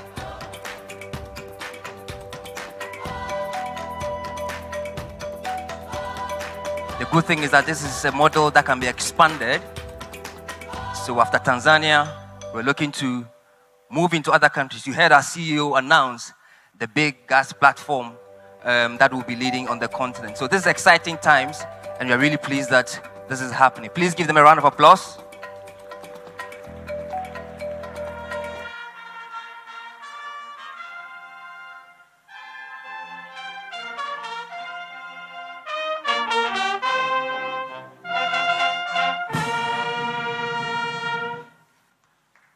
Thank you. Anas, may I please ask you to remain? We are moving to the next signing, which is Africa 50 Agia Project Development with Propaco and the Italian Climate Fund. May I invite Luca Quadrini, Head of Corporate and Export Finance at Casa Depositi e Prestiti. May I also invite Jean Guyonnet Duparé, Regional Director for East Africa for Propaco. These two organizations together are making a commitment of $50 million in new capital into the Africa 50 Agia Project Development Fund. This is exciting times for all of those who are within this space.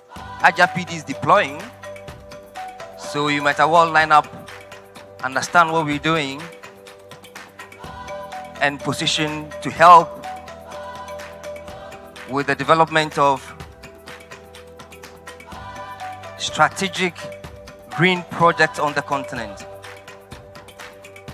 So the Italian Climate Fund is committing $40 million US, and Propaco is committing $10 million, so a total of $50 million. Remember that last year, Agia reached financial close of almost $120 million. So this is a huge development, and this is also a win-win for the continent. The Agia PD Fund is Africa's largest fund focused on green infrastructure development here in Africa.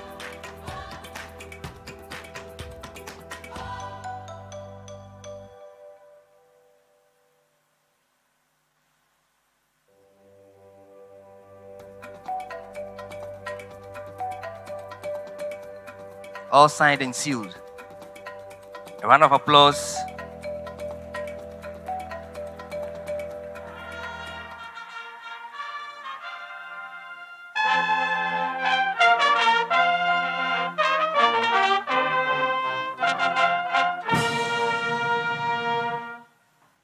Thank you very much.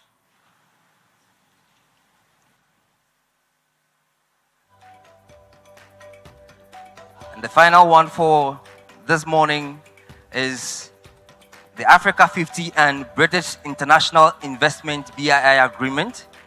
May I please invite Mr. Leslie Masdop, Chief Executive Officer for British International Investment. And may I also invite here Alain Ebobise, Group Chief Executive Officer of Africa 50. Please let's welcome them with a round of applause. This is a strategic partnership on infrastructure investment in Africa. And guess what? This is not just a signing. We've already made big strides. BI has already made big strides. They are already committing $20 million to the Africa 50 Infrastructure Acceleration Fund. So that agreement that they are signing, they've already started working on this.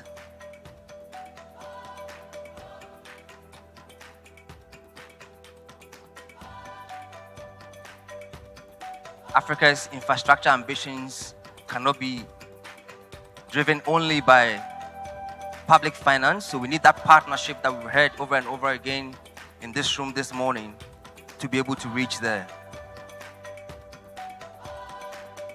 So before we do this, the photo, may I also invite here Dr. Sidi Uta, please, if you may, join them, and also the CEO of the Africa 50 Infrastructure Acceleration Fund, Sergio Pimenta. Please, may you also join them for the photo.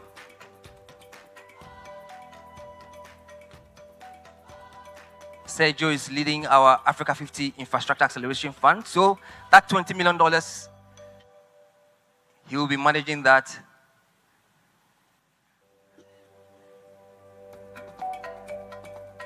Thank you very much.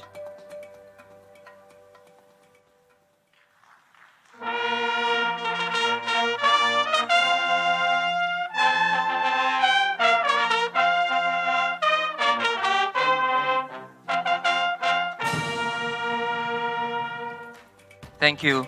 This is the final of the signings today, but of course, it does not mean this is the end of the project that we'll be delivering across the continent. Thank you very much.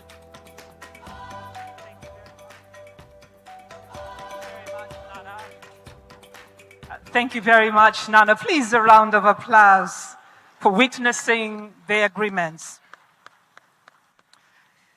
Your Excellency, we've gathered here today, and many thanks to our sponsors. We acknowledge the support we received from Stanbic Bank. Thank you. We acknowledge the support received from Mohammed Enterprises Tanzania Limited. We acknowledge support from TPA. We also acknowledge support from TPDC. We also acknowledge support from PSSF, Yas Tanzania, Azam Media Group, and Mwananchi Communication. Before I welcome the next speaker, allow me to let the audience know, after our program, we've heard so many times Dr. Kaberuka being mentioned. He will have a fireside chat. Please don't plan to miss. And before that, you will also hear a showcase of investment in Tanzania. May I now, Your Excellency, allow me to welcome the President of the African Development Bank and Chairman of the Africa 50 Board, Dr. Sidi Odita, to give words of appreciation and also to welcome you to address this audience. Karibu sana, Dr. Sidi. Please, a round of applause to him. Thank you very much. Allow me really to express our gratitude to Her Excellency Dr.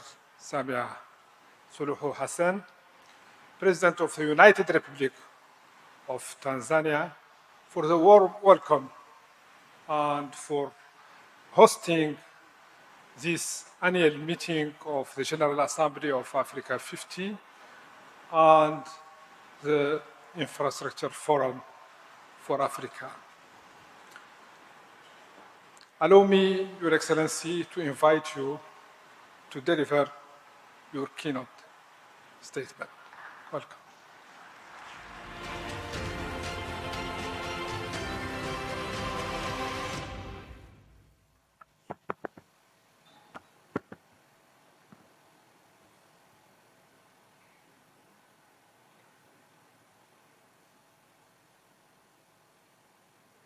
Please be seated.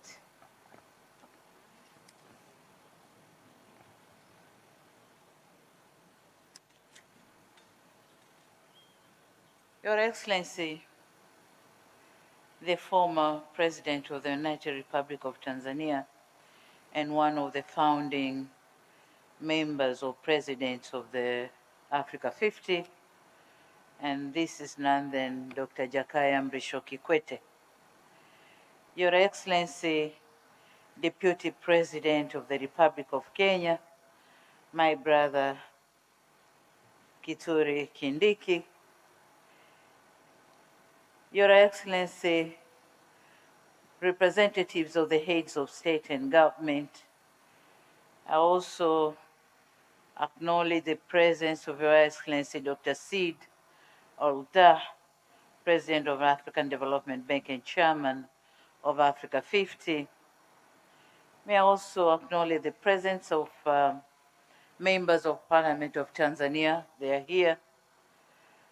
Governors of Africa 50, honorable ministers, Secretary General of the African Free Trade Area, Honorable Wamkele Mendi, Ms. Elena Abobise, Chief Executive Officer of Africa 50. I also acknowledge the chiefs of the security organs here present, Tanzanian security organs, members of the diplomatic corps, development partners, distinguished investors, ladies and gentlemen, habari asubuhi and good morning. It is my distinct pleasure to welcome you all to the United Republic of Tanzania. And on behalf of the government and the people of Tanzania, I extend our warmest greetings and heartfelt appreciation for Africa 50, or to Africa 50, for entrusting our country with the privilege of hosting this year's Infra for Africa Forum and General Shareholders Meeting. Since its establishment, this forum has become one of Africa's vital platforms for shaping the continent's infrastructure and investment agenda. We are extremely honored that following the successful hosting of previous meetings by fellow African nations, including the last one in Mozambique, Tanzania has been chosen to welcome this distinguished gathering this year. Thank you very much, and you are most welcome. And this reflects growing confidence in Tanzania's economic transformation, investment potential, and its strategic role as a gateway connecting Africa's markets. More importantly, it reaffirms our shared conviction that Africa's future is best driven by African leadership, African capital, and African partnership.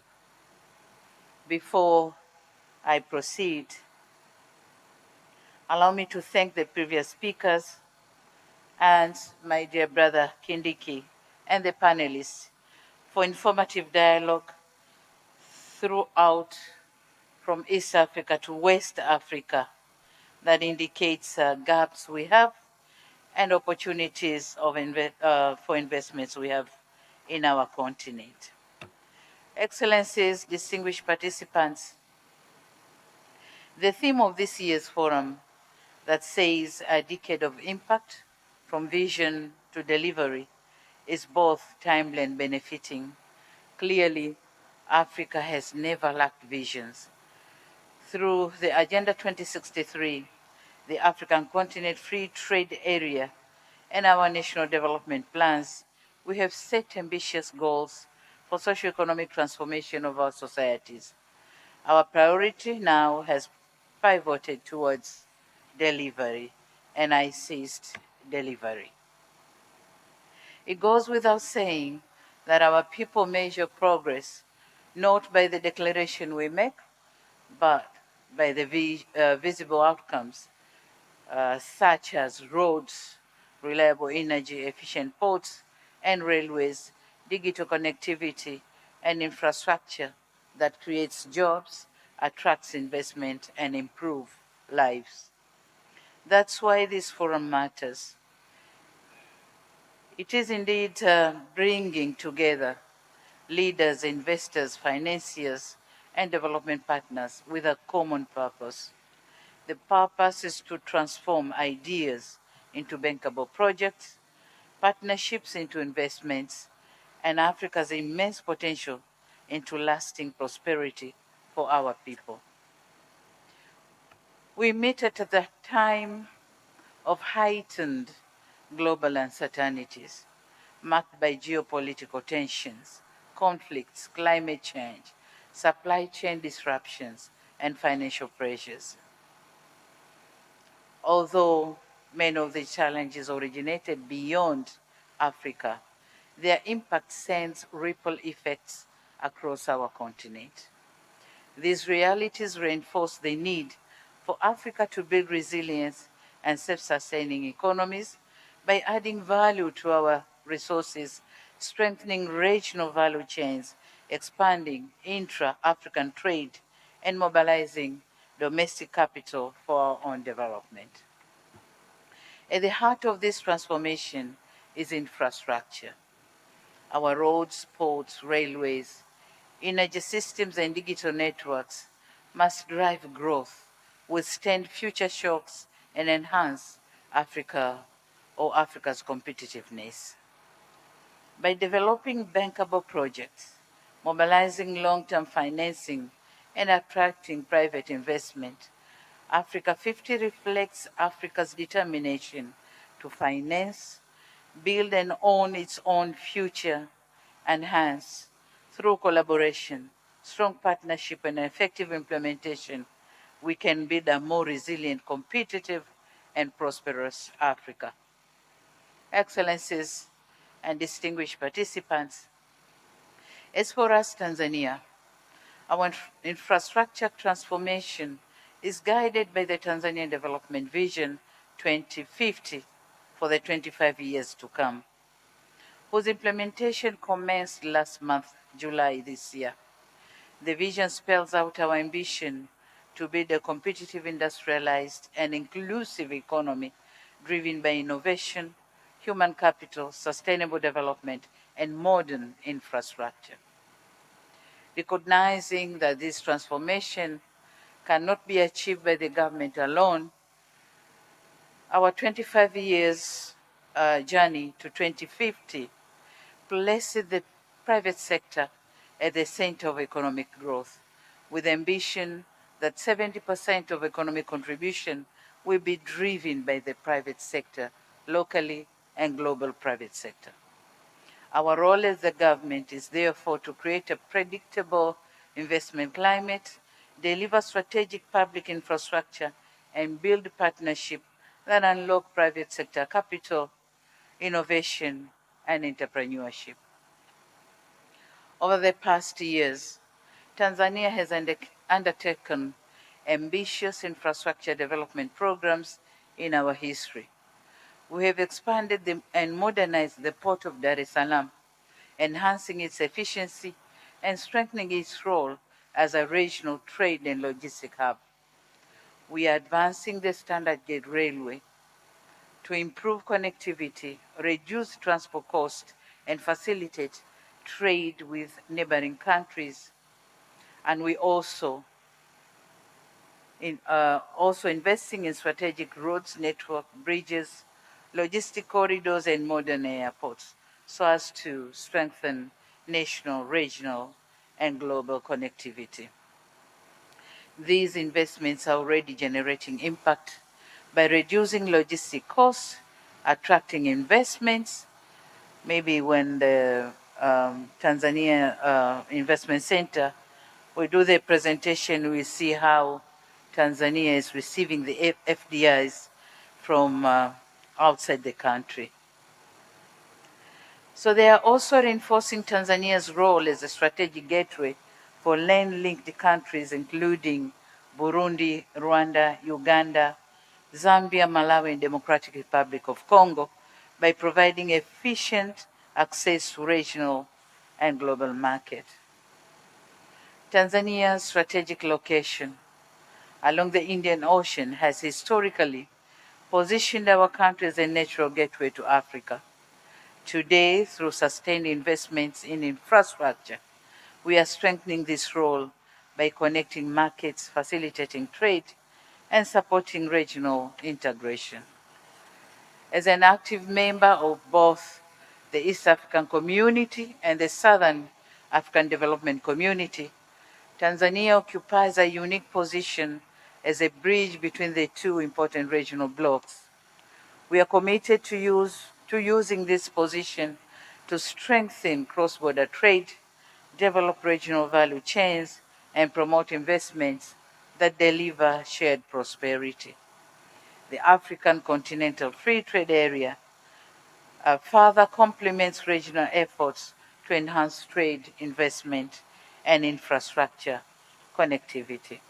We therefore stand ready to work with Africa 50, governments, investors, and development partners to accelerate delivery of infrastructure that connects our people, industries, and unlock Africa's economic potential. Distinguished participants, talking on building Africa's next generation infrastructure, we are relying heavily on building integration systems that drive industrialization, innovation, and competitiveness.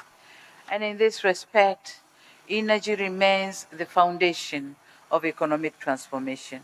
Without reliable, affordable, and sustainable energy, industries cannot grow, business cannot expand, and economies cannot compete.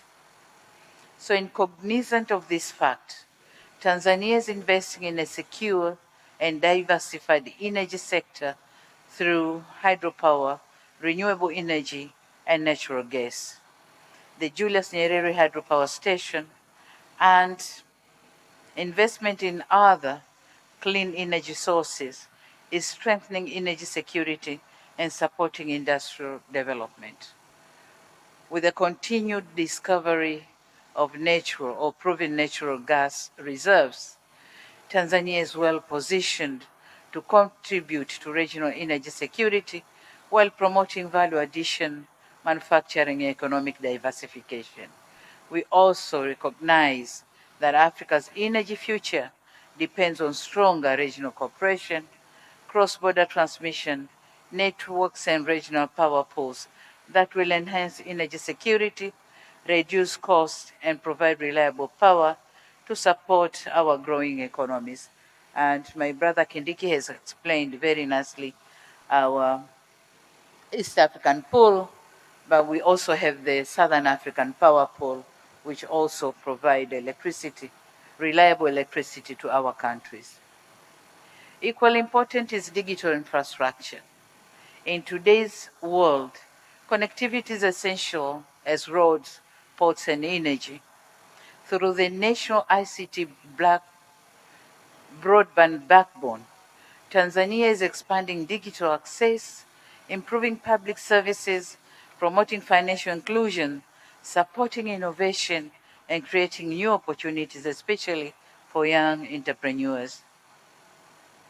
It is obvious that infrastructure alone cannot transform Africa. And I want to concur with Deputy Minister Kindiki that our greatest asset is our people. By investing in education, technical skills, and digital capabilities, can empower our youthful population to become innovators, creators, and drivers of African transformation. We can develop them to be not merely consumers of the global solution, but producers of solutions to the world. Regarding mobilizing investment for Africa's infrastructure future, as it was narrated earlier by the previous speakers, that Africa financial muscles for investment remains one of the greatest barriers to economic transformation, but it is also the greatest potential for private sector investment opportunities in our time. Governments alone cannot finance Africa's infrastructure ambitions, we must strengthen partnerships that bring together public resources, private sector, development financial institutions, and local and international investors. I, therefore, invite financial institutions, investors gathered here today to partner with us, Tanzania, and explore the vast opportunities available across transport, energy, logistics, manufacturing, digital infrastructure, and industrial development. Tanzania is no longer a source of raw materials only. It is becoming a destination for value addition, innovation, and industrial production and sustainable growth. Thank you. Talking of a shared vision for Africa's next decade, we must translate commitments into projects, ambitions into achievements, and plans into measurable results. The infrastructure we build must strengthen regional integration, expand trade under continental free trade area, and create opportunities for millions of Africans. To Africa 50, I extend my sincere appreciation for your leadership and contribution to Africa's infrastructure transformation. Your achievement demonstrates the power of African-led partnership in delivering impactful projects. As we enter your next decade, we encourage you to continue championing innovation or innovative solutions and investment that connect our continent and improve the lives of our people. Tanzania stands ready to deepen its partnership with Africa 50. As you have witnessed here, we signed 3 MOUs or agreements with Africa 50, and we expect better implementation of those agreements. So Tanzania stands ready to deepen our partnership with Africa 50, investors and all stakeholders committed to building a connected, competitive, and prosperous Africa. Excellencies and distinguished participants, before I conclude, I would like to encourage you to extend your engagement with the people of Tanzania beyond the meeting halls and invite you to experience the warmth of our people, the richness of our culture, and the beauty of our country. From the endless plains of the Serengeti, the proudly standing Mount Kilimanjaro, and to the breathtaking, beautiful islands of Zanzibar, Tanzania offers memorable experiences and exciting opportunities for tourism, hospitality, and sustainable development. Take time to experience them. Before you go back and buy another ticket to come back, you are here. Use them.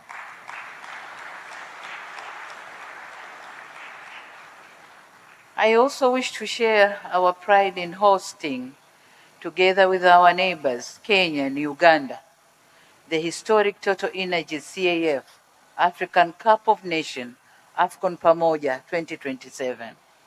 The first ever AFCON tournament to be hosted in East Africa, and the first in the history of the competition to be jointly hosted by 3 countries. This milestone reflects not only our shared passion for sports, but also Africa's growing confidence and ability to deliver world-class events while strengthening regional cooperation in investments in sports. As Africans, when we work together, there's no limit to what we can achieve.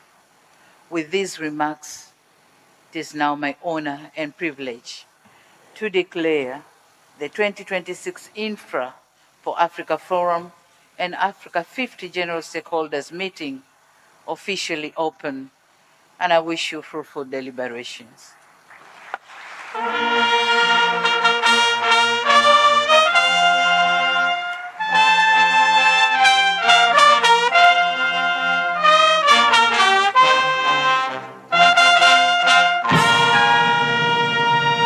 Thank you. God bless Africa. God bless Africa 50. Thank you for your kind attention. Thank you very much. A round of applause to Our Excellency Dr. Samia Suluhu Hassan, the President of the United Republic of Tanzania, for those great words. And here she bids farewell before we proceed with our program. Brass band, please let us escort Her Excellency as she heads out.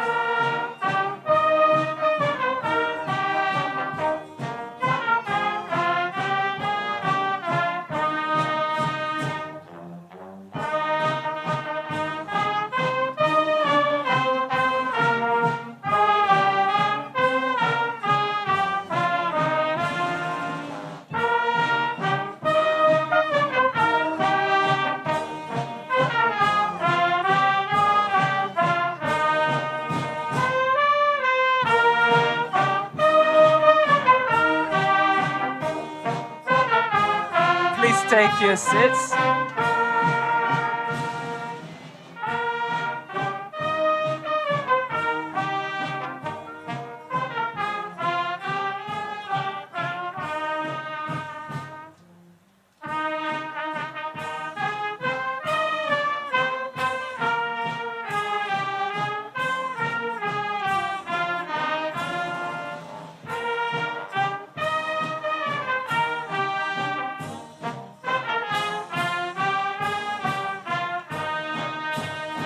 We still have an exciting program before we will break for lunch. I will encourage you all to take your seats.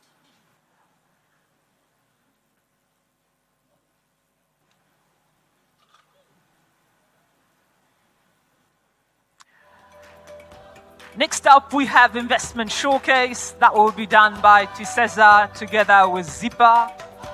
May I please call upon ZIPA and TISEZA.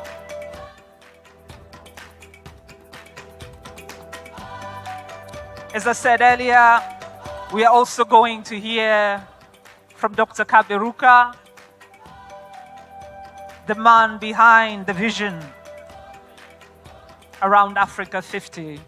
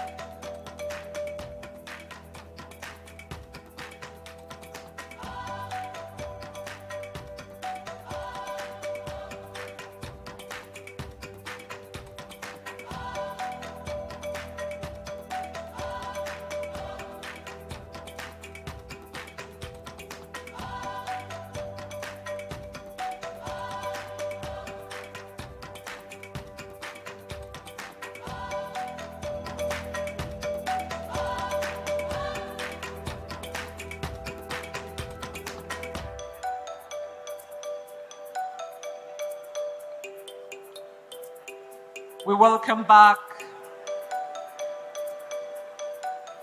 Dr. Sidi together with the Honorable Ambassador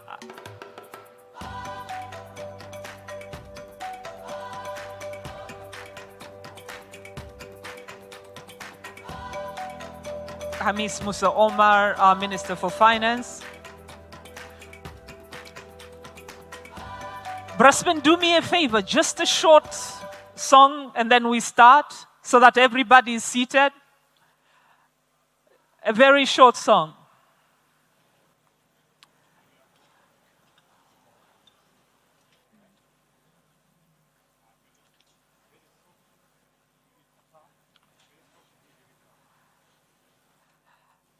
Tafadhali naomba tumruhusu Mheshimiwa Rais Mstaafu Kikwete pamoja na timu yake, naomba tumruhusu ili tuendelee na ratiba. Tafadhali. Tuna ratiba nzuri sana.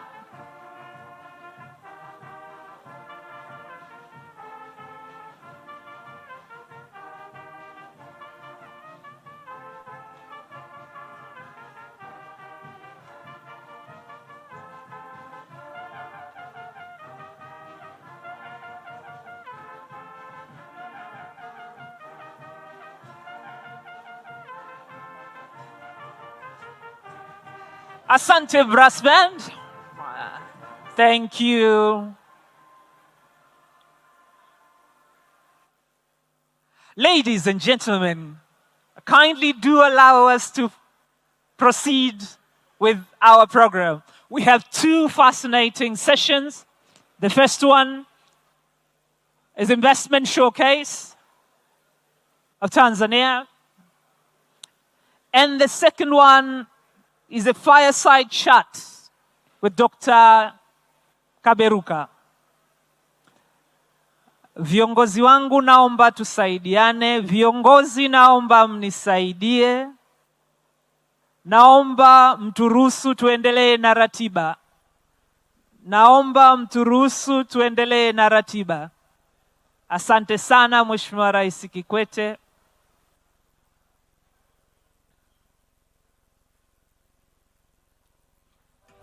Thank you, Dr. Sidi. Thank you, Alain. Thank you, Vera Songwe. Thank you for taking your seats. Mheshimiwa Omera, asante kwa kuchukua nafasi yako. Waheshimiwa mawaziri, wabunge, wenye viti wa kamati, manaibu waziri, asanteni kwa kuchukua nafasi zenu tuweze kuendelea na ratiba. We do have a networking lunch.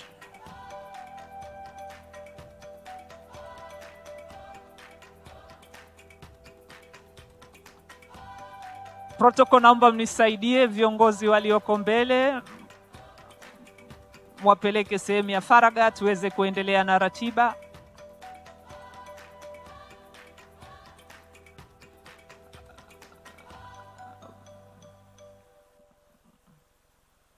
Protocol, naomba mnisaidie tuweze kuendelea na ratiba. Asante.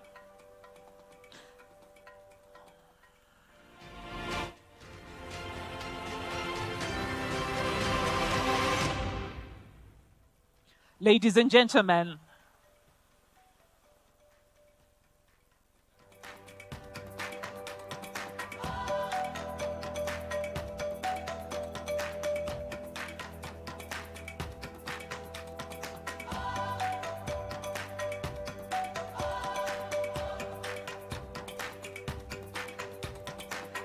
may we kindly be seated?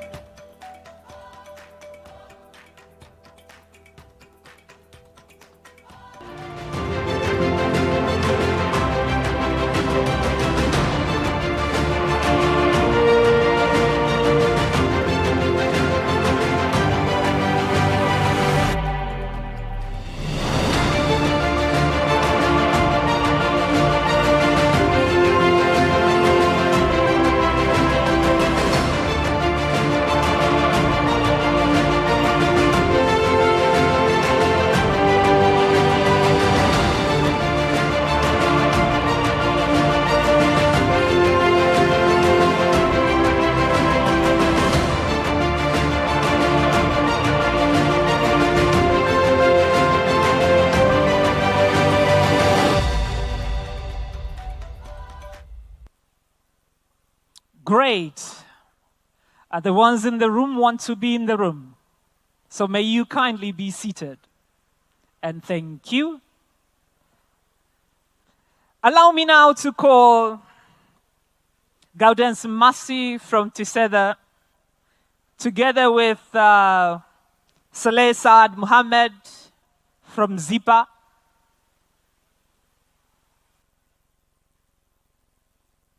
for the investment showcase session.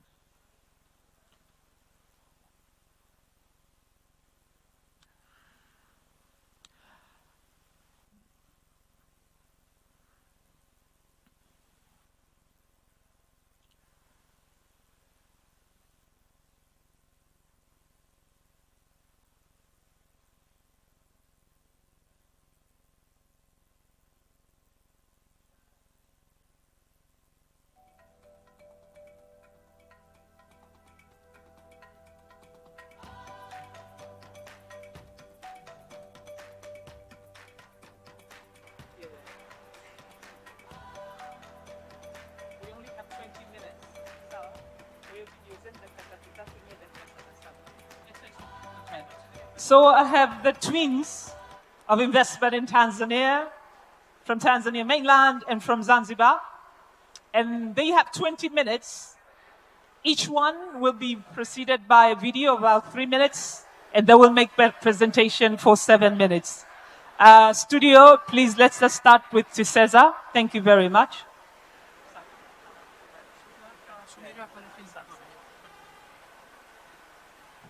Who will your business be in 50 years? There is a country that has set its course far ahead, a land of vision, youth, and ambition. This is Tanzania, your getaway country.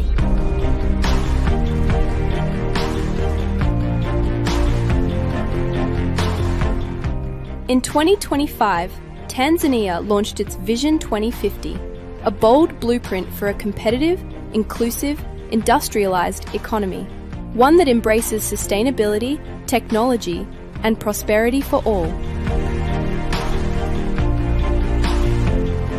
Tanzania is the gateway to East and Southern Africa. With world-class logistics and new infrastructure, we connect your business to over 1.4 billion people. With over 94% mobile money penetration, digital banking, and venture capital support, Tanzania is investing in people who invest in ideas.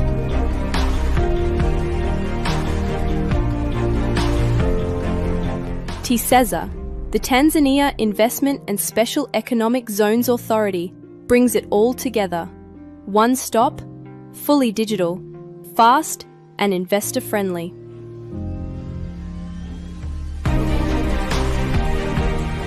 Under the leadership of Her Excellency Dr. President Samia Suluhu Hassan, Tanzania is building global partnerships, implementing significant reforms, and welcoming sustainable investments. Where will your business be in 2050? Choose a country with a plan. Choose the country building the future today. Tanzania, your getaway country.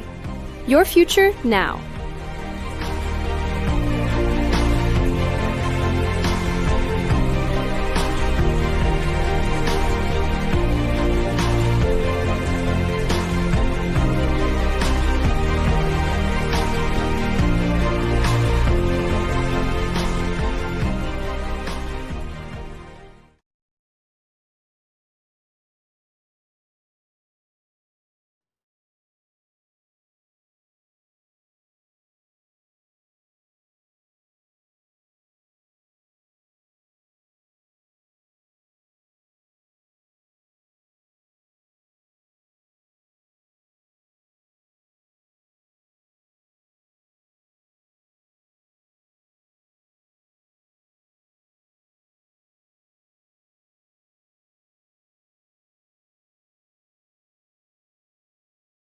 Now ya Jamhuri ya Muungano wa Tanzania, kazi na utu.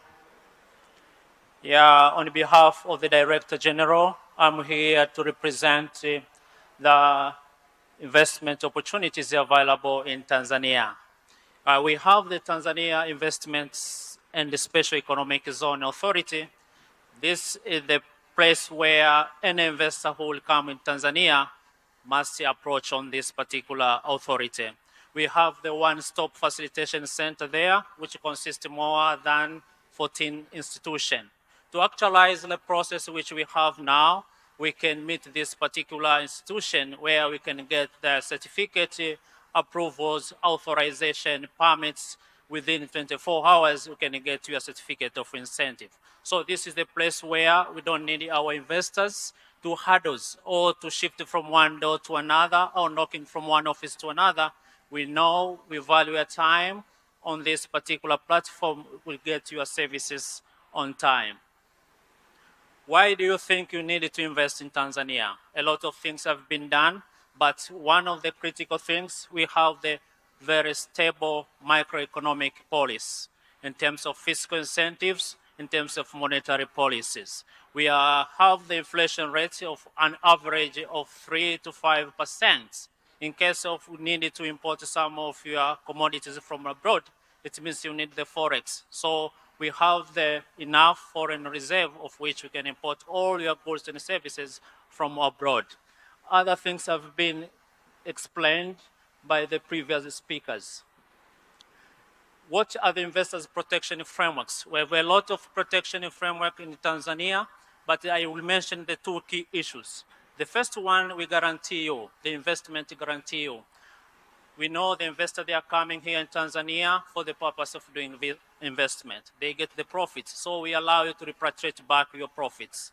Also, Tanzania is the members of multilateral investment guarantee, as well as International Center for Settlement Investment Dispute. In case of any dispute arise here in Tanzania, the investor, you are free to go anywhere to arbitrate your case.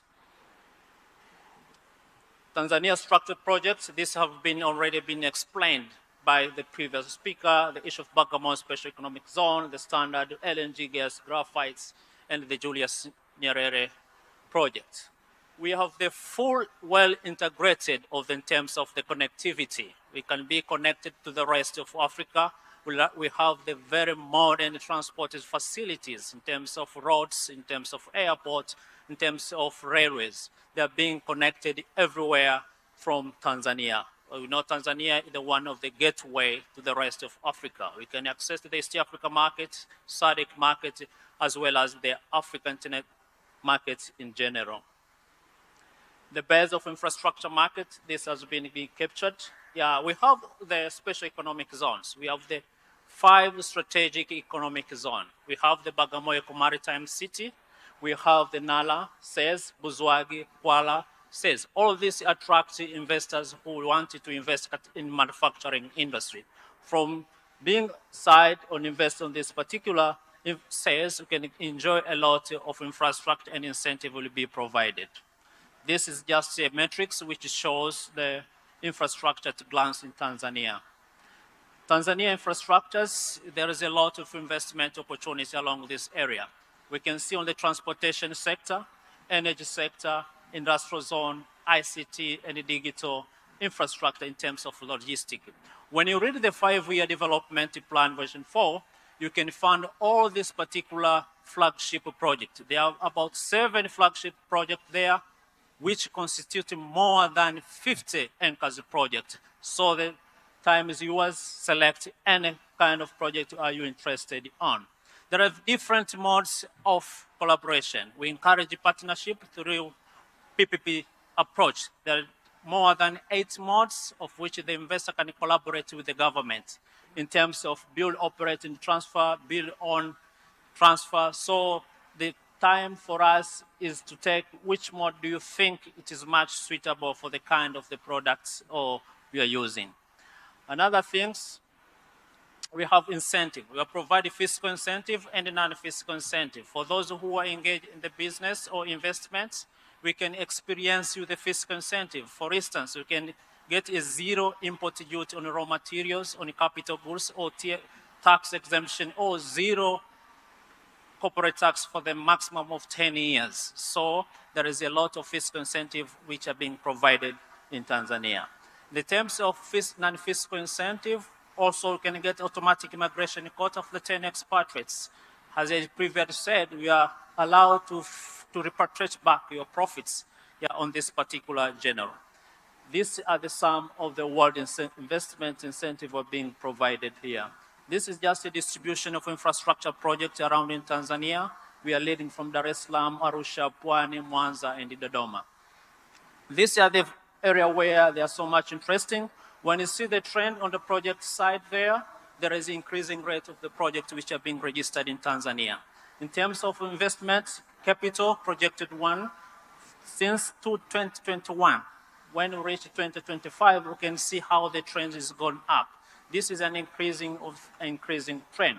What are the causes of this? It's due to the predictability laws which we have, the confidence of the government, even the confidence from our private sectors who they want to invest in Tanzania.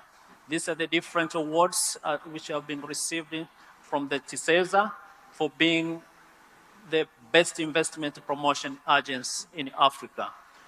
Thank you very much. You are most welcome in Tanzania. Thank you very much, Gaudens. Please, a round of applause to Gaudens.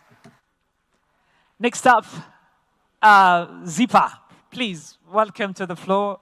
And we're really honored to have the Director General Sareh Sahad Mohammed, and he will deliver his speech. But before that, there will be an introductory video. Karibu.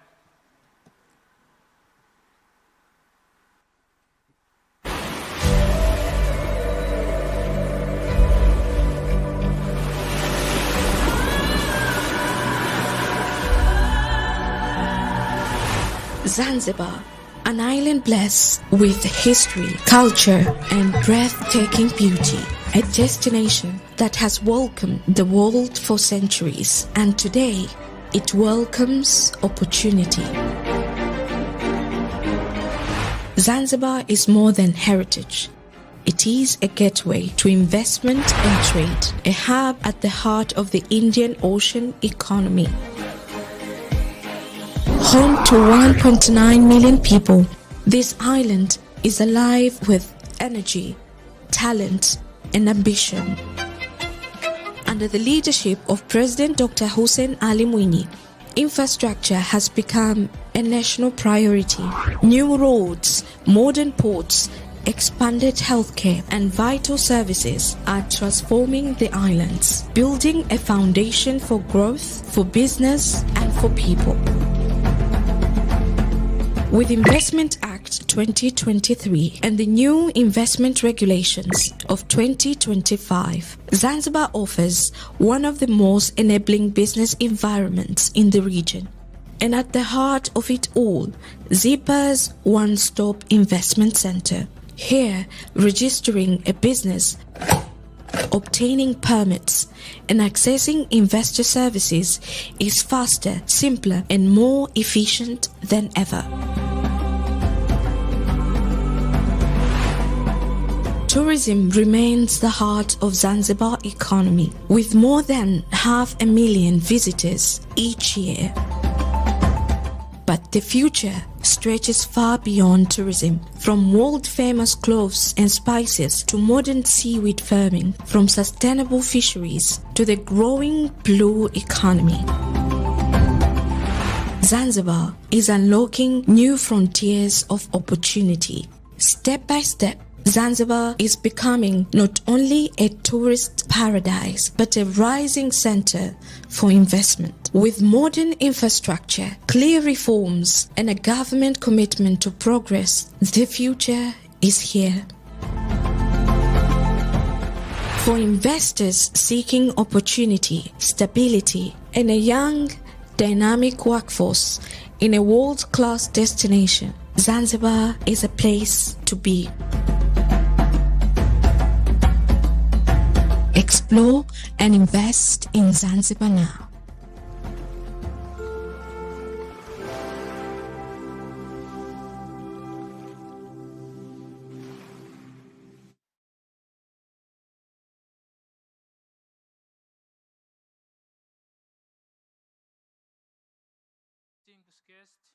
Ladies and gentlemen, good afternoon. It's a great pleasure to me to stand before you to present Zanzibar investment opportunities that are available for you, for all guests here who did and who are watching online for the meeting of African 50.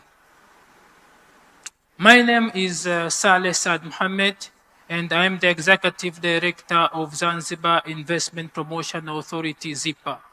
At ZIPA, our work is to promote, facilitate, and most importantly, protect our investors and their investment.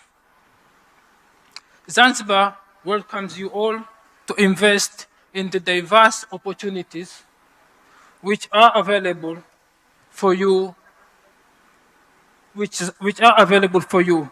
Currently, Zanzibar stands at a steady growth of 7.1% with a population of around 2.9.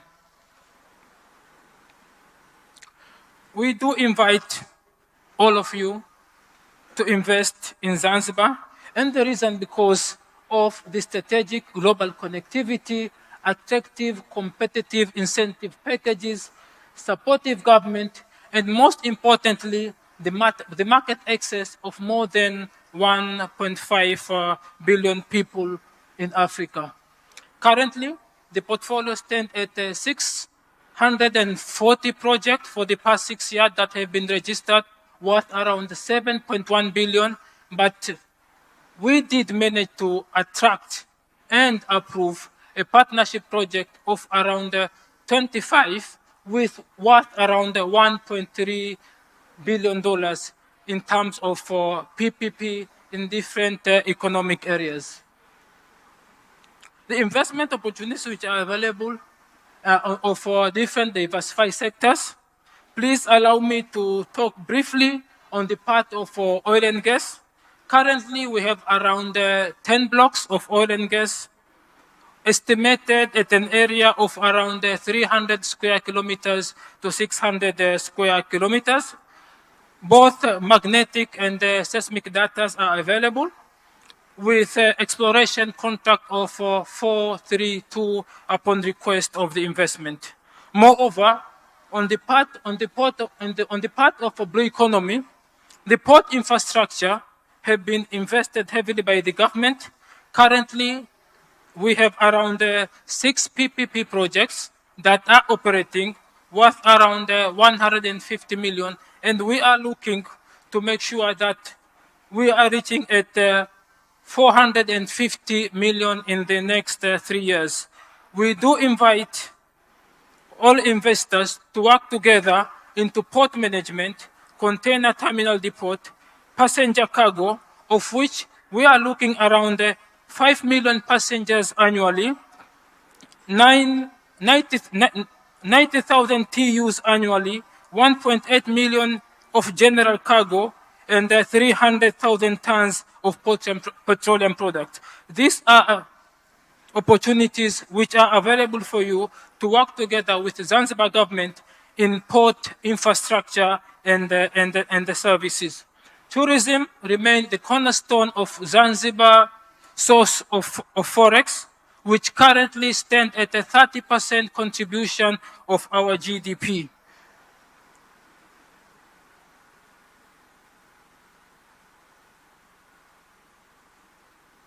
Investing in Zanzibar only takes you 3 steps. First, submission of your intention, official application, and the certification. And this will take you a maximum of 24 hours for you to be an approved investor in Zanzibar. To invest in Zanzibar, there are numbers of incentives that are categorized into 3 parts. There are documented incentives in terms of PPP and Zanzibar Investment Act, and undocumented incentives. The Revolutionary Government of Zanzibar is working as an open book. We're always ready to discuss in terms of mutual benefits between our government and all our investors. Zanzibar is working as a one-stop facilitation center, and we invite all African 50 development finance institutions, sovereign wealth funds, pension funds, private sector to co-develop, finance, and deliver transformative infrastructure projects that will shape Zanzibar's next economic growth. Thank you very much, and thank you for your attention. Thank you very much. I'm sure members of the audience held all the opportunities that are available in Tanzania, but then again in Zanzibar too. Please allow me to welcome Tanya Iman, and she will lead us into the next fireside chat. And I know most of you want to hear about, you have vision, and then you have a vision led by Dr. Kaberuka. Tanya, please. A round of applause, please. Thank you. Good afternoon, ladies and gentlemen, distinguished guests. My name is Tanya Imani, and I'm delighted to lead you in this next conversation, from vision to reality. Africa 50, like any institution, comes with a story, an idea, a decision, and a group of people who decided that something different needed to happen. I'm delighted to go into this conversation where we dive into the genesis of Africa 50, the challenges, the struggles, the wins, and the journey all the way to where we are now. Please, ladies and gentlemen, help me in welcoming to stage our esteemed guest, Dr. Donald Kaberuka, Chairman and Managing Partner for Southbridge Group and former President at the African Development Bank, as he joins me to stage.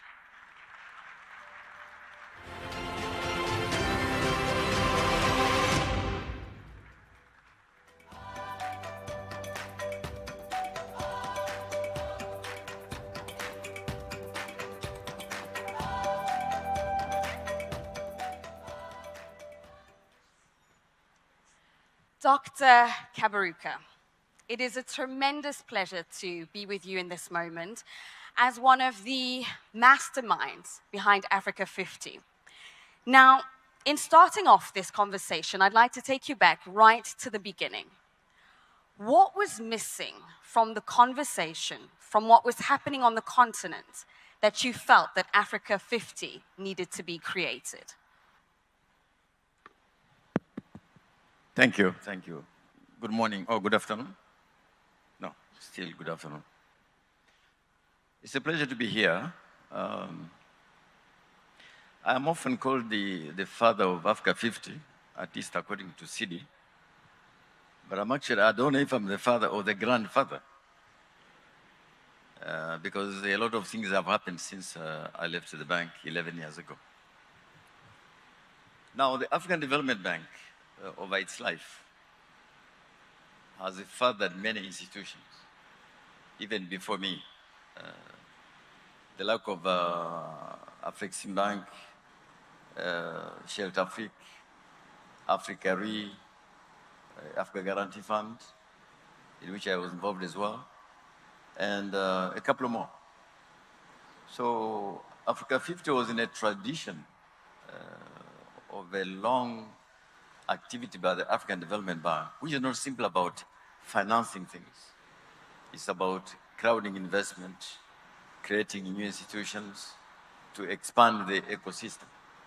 So at least, I'm sure CD will complement this, the bank was not simply there to fund projects. It was to enable things to happen. Now CD is trying something even more revolutionary than which is to bring together all the African financial institutions in one place, which I very much encourage. So it was a tradition. But if I could just say one thing here, is that something happened in the first 5 years of this millennium, between 2000 and 2005. For the first time in 40 years, the real per capita incomes of Africa were for the first time positive. We have had 40 years of negative real per capita income when you combine low growth and high population. And so the demand for infrastructure was very, very large.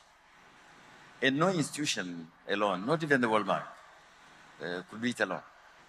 So we were lucky at the time China was increasing its activities. A couple of countries, not many, could access the capital markets. And it was clear to me then that the African Development Bank alone, or even other MDBs, could not fill the gap.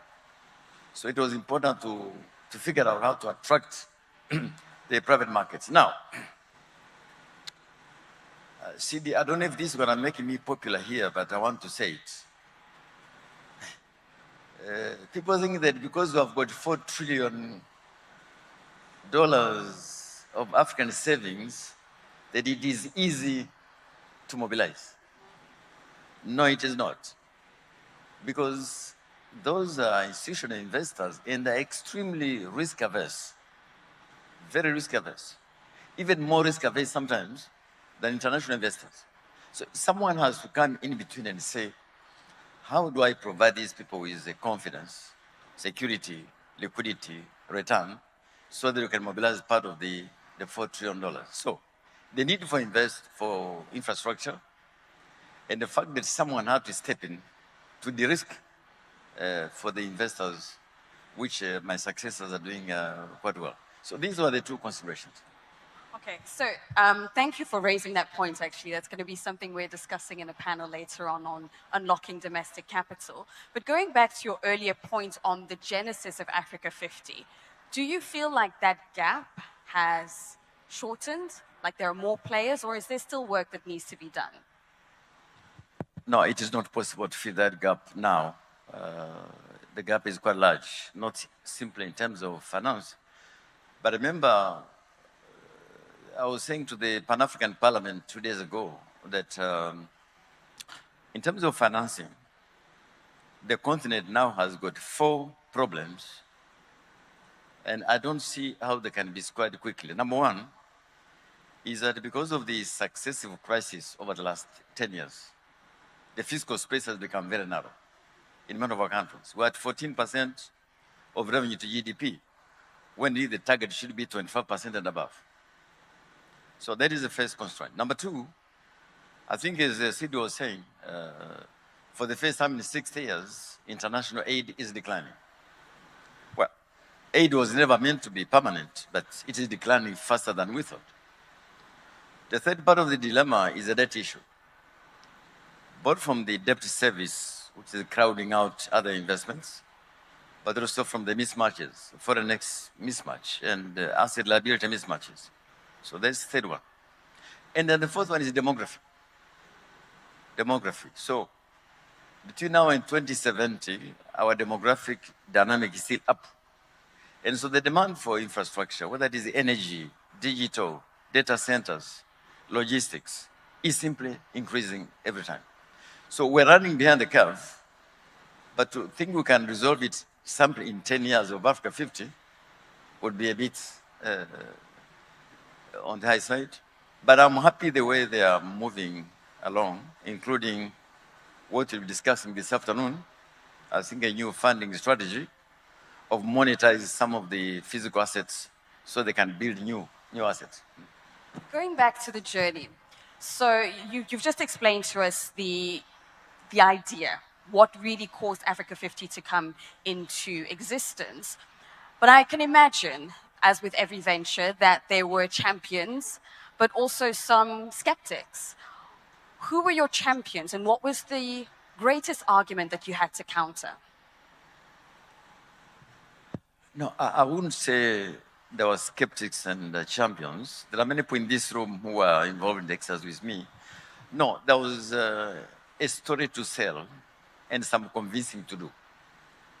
I've just told you, people who are the institutional investors, sovereign wealth funds, or insurance companies, or pension funds, you have to convince them.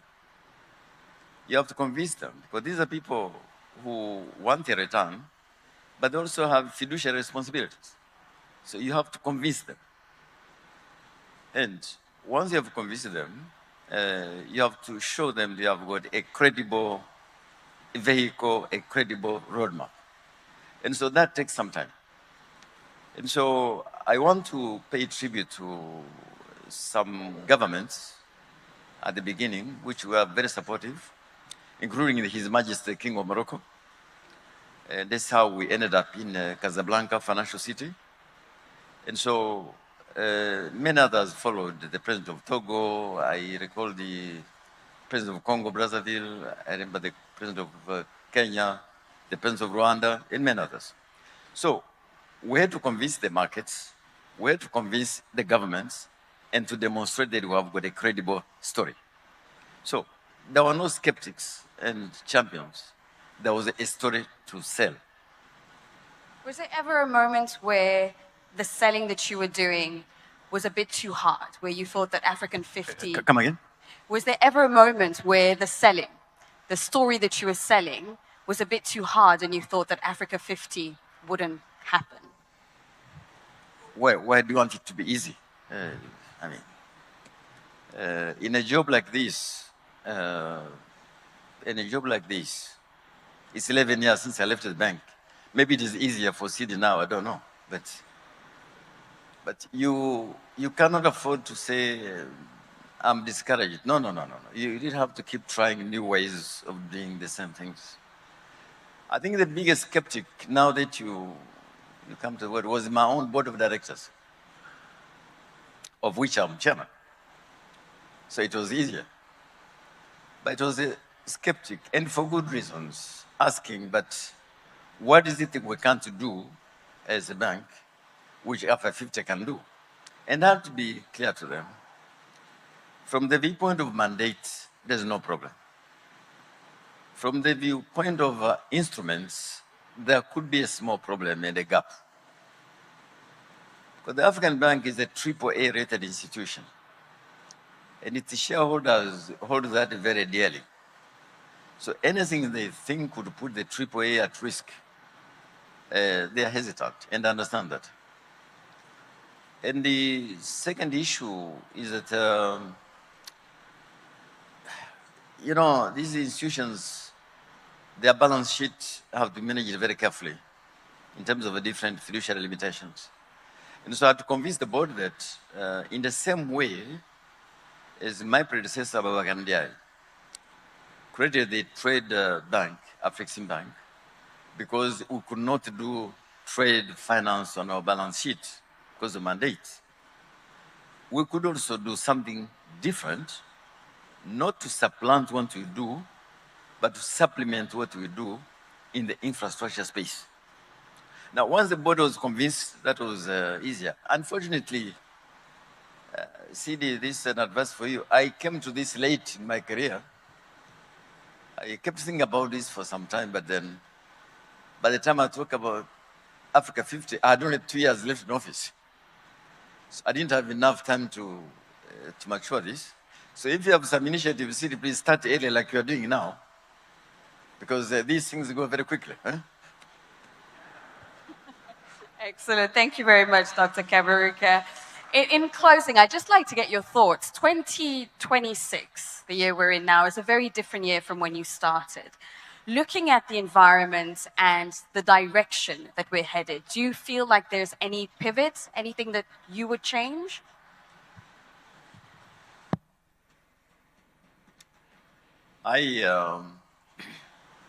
You know, it is very easy to be wise when you look backwards.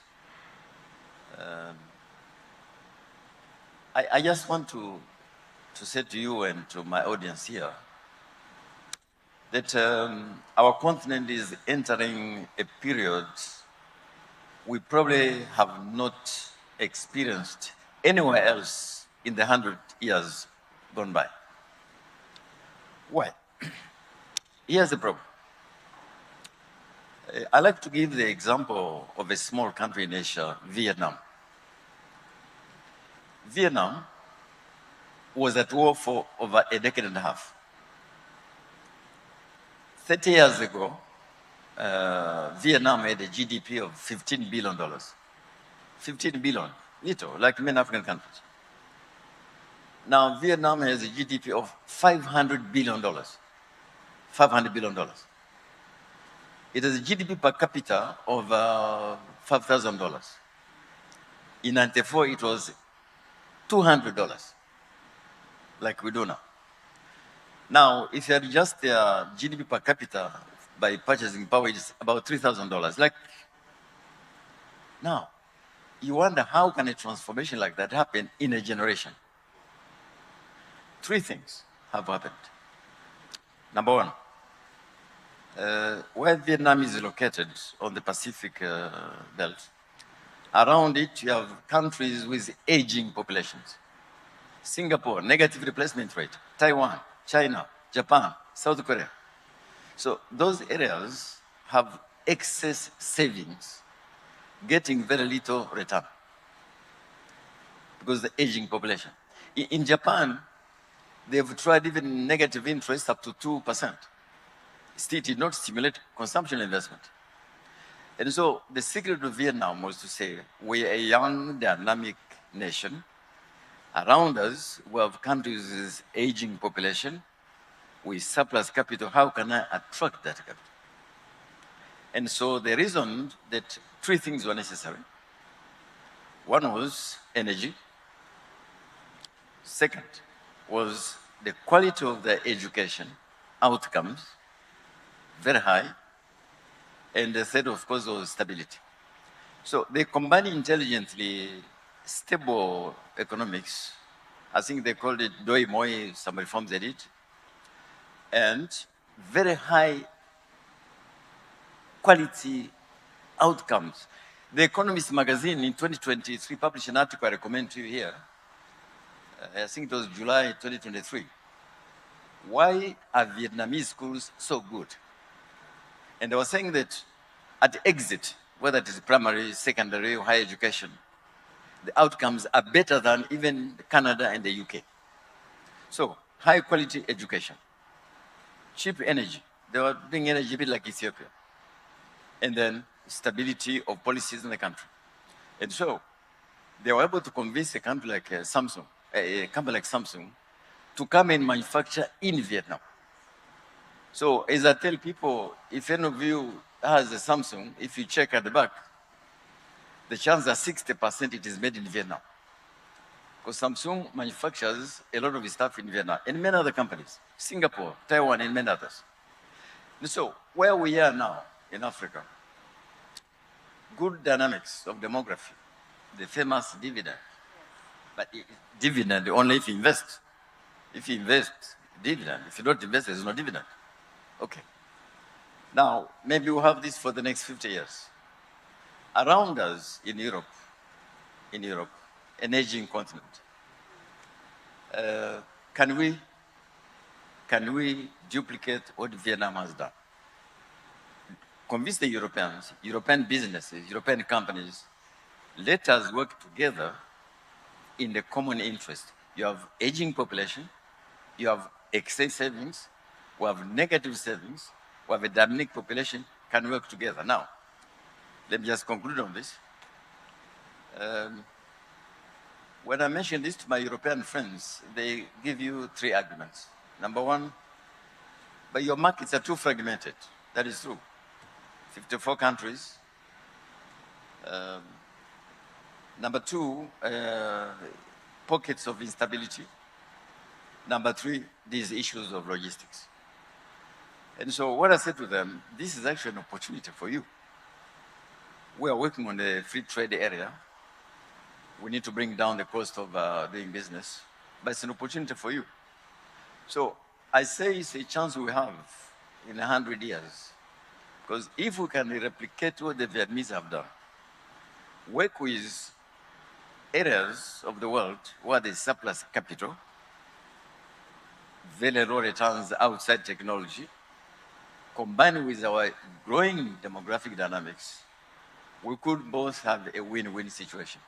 Now, will it happen? I don't know. You'll have to ask CD and Alan, those who are in office. Me, I left office 11 years ago. Excellent.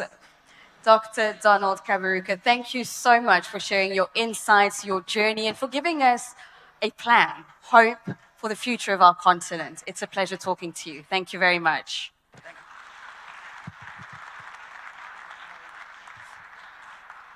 Please, another round of applause to Dr. Kaberuka.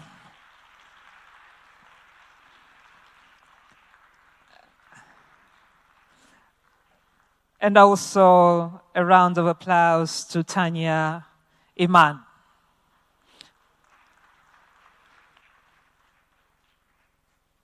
That was a really good session.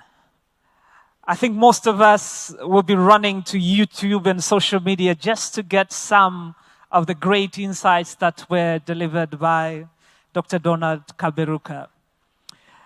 And with that, we're coming to the end. But before I let you go, I do have some housekeeping announcements, if you don't mind. So we will all go for lunch. And I think some of you have been informed where you will be going.